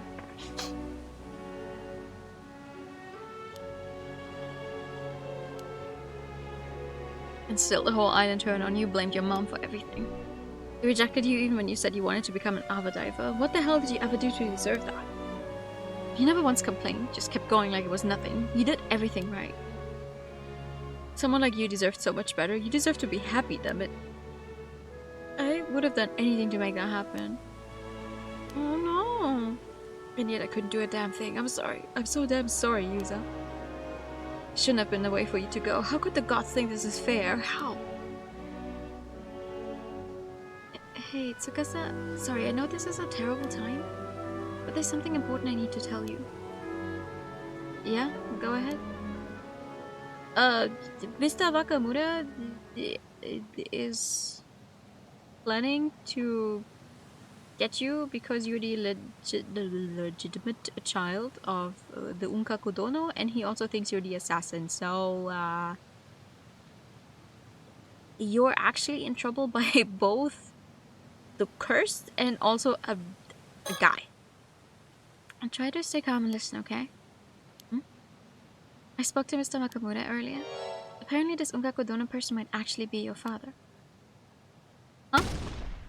Wait, what? Wait, are you serious? You're saying my pa, Yamashina, is Ungaku? That's what he said. Not sure if it's true or not. But Mr. Makamura's already made up his mind. He's convinced that makes you the assassin. If he finds you, who knows what he'll do. Huh? That's crazy talk. Me, an assassin. Come on, that makes no sense. I know, I don't believe it either. That's why we need to find the real assassin as soon as possible.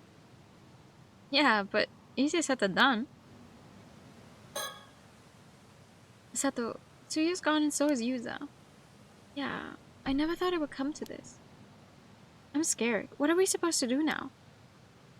I didn't manage to find out any more about the curse of the raging waves, but right now... Right now we have to find the assassin. Earlier down by the bay, I saw the cursed shadow again, as well as someone running away. Wait, the shadow? Sorry, I need to check something curse-related real quick. The curse? Oh, right. Earlier you? What is it? Are you trying to remember something? Okay, earlier you? What about you? Should leave him be for now. That's fair. Earlier you what?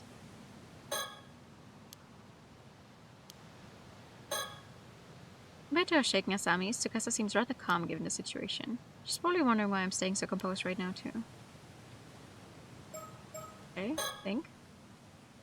I know, I can check with the hand mirror to make sure that the shadow isn't nearby. I don't trust the mirror! Hey. I also hate having my back to characters, by the way. Okay, no, that's just her. I'm not seeing anything. Damn it, what was it? I can't remember. Oh, don't scare me like that. Tsukasa, what's the matter? I guess the shock has made me forget. Right before it happened, Yuza realized something important, but I'm blanking on it now. Something important? Yeah, Yuza said he figured out a condition that the curse needed to affect someone. I saw he said something about people being marked by something, but I can't really remember. He was just about to say who the culprit was too, and then, well, that happened to him. Marked? I can't remember. Just thinking about that moment's making me sick. Oh no, Tsukasa, it's okay. Don't force yourself to remember. I won't, but still, I do remember one thing he said. He thought that the curse could only target women from the island, but now that he was targeted. Hold on a second, I think I see what he was getting at. Sato, did you figure something out? Could the curse be using this as a marker? I think it's the mirror.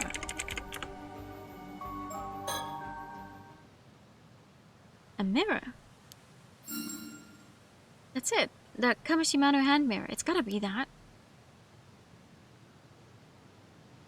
Does this look familiar to anyone else? Just me? I knew it. Yuza took the mirror out of his pockets right before it happened. He lifted it up to about his neck and then his hat was chopped off. And when I was attacked, I had the hand mirror in my jacket pocket too. It's gotta be it. Didn't I say those hand mirrors were handed out to everyone on the island? Whoa, Sammy, you feeling okay now? Yeah, I'm fine. Sorry you had to see me like that.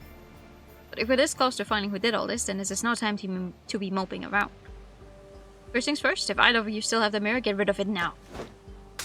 Oh, go I don't actually know if that's like a global thing, but in Germany, a broken mirror is bad luck for 7 years. But like, I'd rather have a bad luck for 7 years and a broken mirror than some kind of fucked up curse thingy that could kill me anytime it wanted. So I'll take it. Smash. So Sato, you figured it out, haven't you? The one behind this curse. The assassin who used the curse to kill so many. I know who it is. I've just forgotten her actual proper name.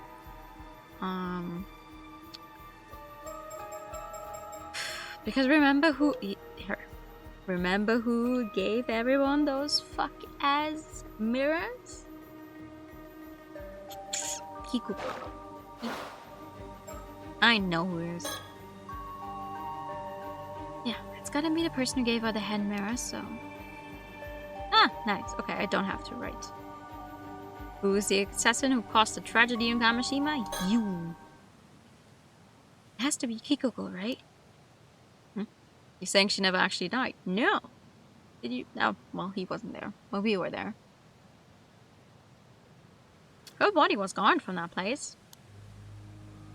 Wait, you're saying Kikuko was killed too? Yeah, we saw her lying in a pool of blood by the jetty. You did? I was just there earlier. And there was no one there. I remember seeing a large bloodstain, but no body. Really? I guess someone must have moved her. In all this chaos, who's got time to move a body with everyone panicking like this? Why would they even move her? Excuse me. There's so many dead, we barely have the time or space to lay folks down and cover them up. That's true. Then maybe she never actually died, managed to get up and walk off on her own. But if Kikuko's the assassin, why would she let herself get hit by the curse's attack?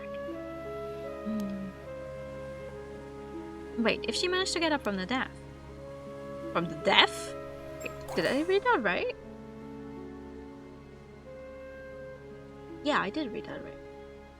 She managed to get up from the death. I mean, I doubt it, but maybe she's immortal like you, Sato? What? No way. Huh? What was that? You said it so casually, but I could have sworn you just said Sato is immortal? Well, it's kind of a long story, but yeah, that's basically what it boils down to. No, so that's what happened earlier. That explains what everyone was talking about. Still, I don't think there are others like me out there. You think so? Is it really that rare? I don't really have any frame of reference. I have another theory that's more likely. Asami, did you get a good look at Kikuko's wounds? I mean, not really. It was pretty dark out and we were kind of panicking. Wait, are you saying maybe she wasn't actually hurt at all? The most likely explanation is that she got up after faking her death. Maybe she faked being a victim using fake blood or something to avoid suspicion. So she waited for others to see you and then just slipped away in the confusion? Yeah. Oh? Guess the cat's out of the bag. Huh? Kikuko, you really are still alive. Yep, I hate to break it to you, but I ain't immortal or anything fancy like that. Just fake blood is all. Setting up by the lighthouse, but then I heard you all talking, so I figured I might as well come out. Too bad you figured it all out. There really is no turning back for me now. Sato, I was told to bring you in, even if it means killing every last person on the island. Ugh! The shadow. Doesn't matter, we already tossed those damn mirrors, the curse can touch us now. Just so you know, I've got your friend Tsukasawa marked even now. You're the one person I cannot forgive. Huh? I am? How? First target wasn't just tied to the hand mirrors? She's just bluffing. Sato, get behind me. I'm not letting her take you. It's pointless. Disobeying me and Tsukasa will be first to die. Okay, well that's not a lot of options. No, I surrender. I'll go with you quietly. What? Sato, what are you saying? Now's not the time to be joking. I know. I've made up my mind. I can't let anyone else get killed because of me. There's no resisting this curse. It's too strong. Sato, no. Oh no. Good. Smart choice. Otherwise, everyone on the island would have perished. Kikuko, why are you doing this? You grew up here too. Does this place mean nothing to you? I guess I have some feelings for this place. But if I didn't sever those ties, my word would never change. The hell are you talking about? He's the only one who ever sparked a change in my miserable excuse for a life. Now he finally acknowledged me, I'll become who I was meant to be. That's your reason for all this? Some guy? This island never cared about people. Always just blamed everything on curses. Surely you all understand wanting to destroy this shithole. I just took up the reins. Someone needed to break the cycle. Now I can finally start living my own life free from all that bullshit. Anyway, we need to get moving. There's a boat waiting out back. If you follow us, I'll kill Tsukasa. Do yourselves a favor and stay right there, okay? Thank you, both of you. Please don't try to follow. It's too dangerous. God damn it. No, Sato.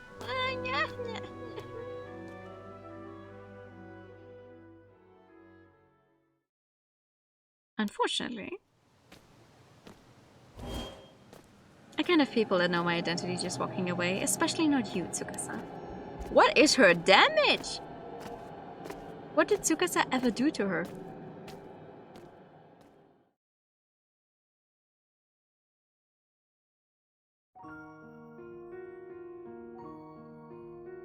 The following day, the bodies of Asami Kumui and Tsukasa Avo were found beneath the lighthouse, collapsed together in a lifeless heap.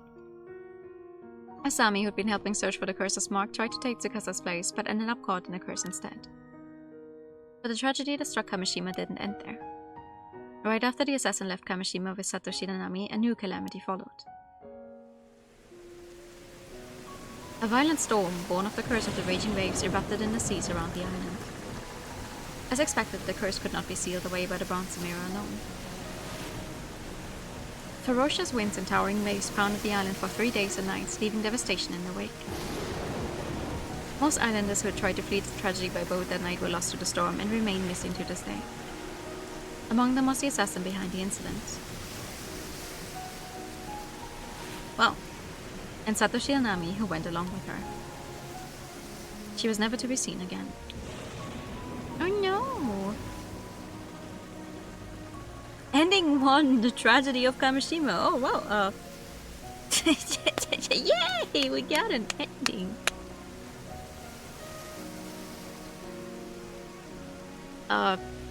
Good game, very depressing. No, in fact, you are locked into this ending first time around.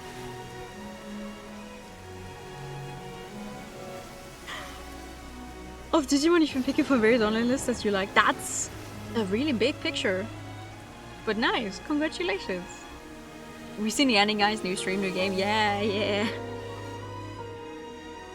Well, if I was someone who would only play to the credits and not to 100% when it comes to a visual novel, maybe.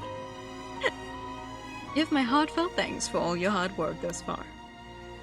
And so, the affair surrounding Kamishima has reached one of its possible conclusions. Sadly, it seems neither Yuzami Nakuchi nor Satoshi Nanami were able to achieve their goals. To avoid arriving at this particular outcome, please continue progressing through the story chart. After all, you came here for the very purpose, did you not? Oh my, are you perhaps still unsure of who you are? No need to worry, I'm confident you'll remember in time. You're just missing a few key pieces. As you travel along the story chart and shape what happens, perhaps you'll remember your part in this. Be sure to think on it as you move forward. Well then, I'm sure you will see each other again soon. Farewell for now. You wanted the names to still be readable? Nice! Bloop, bloop, bloop.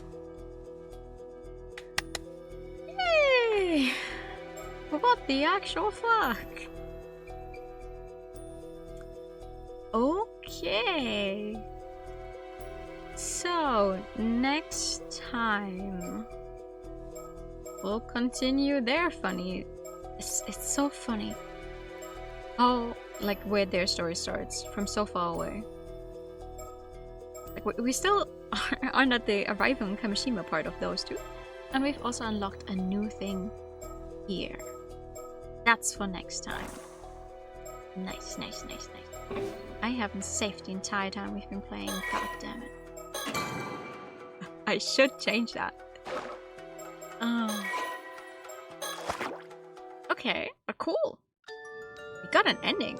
I'm kind of surprised. I did know about the fact that you're locked into a bad ending, basically first time around anyway. I don't actually remember what it was like in the first game. I won't lie. It's been a hot minute. But this is good. I am happy. I am happy. That means I get to do some more next time. Tomorrow, I don't know.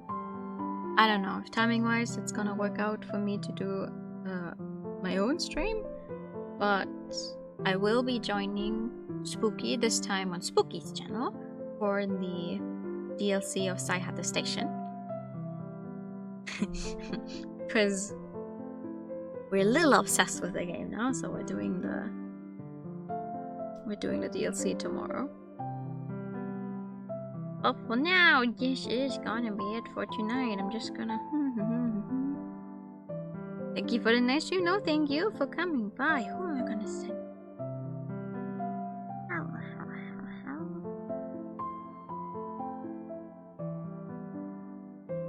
So many. It's Friday night. So many people are alive. You know what? Might as well. We're making this a Yakuza Friday. Sofera is actually playing Yakuza 0, so we're making this a Yakuza Friday, and I'm sending you guys over to Sofera. That's a good idea, right? I think that's a good idea. Let me actually type that properly. But thank you guys so much for coming by tonight. I am very interested in seeing how we can turn this curse around. But for now, that's gonna be it. Have a good night. I'll see y'all soon. And bye bye. Bye bye bye.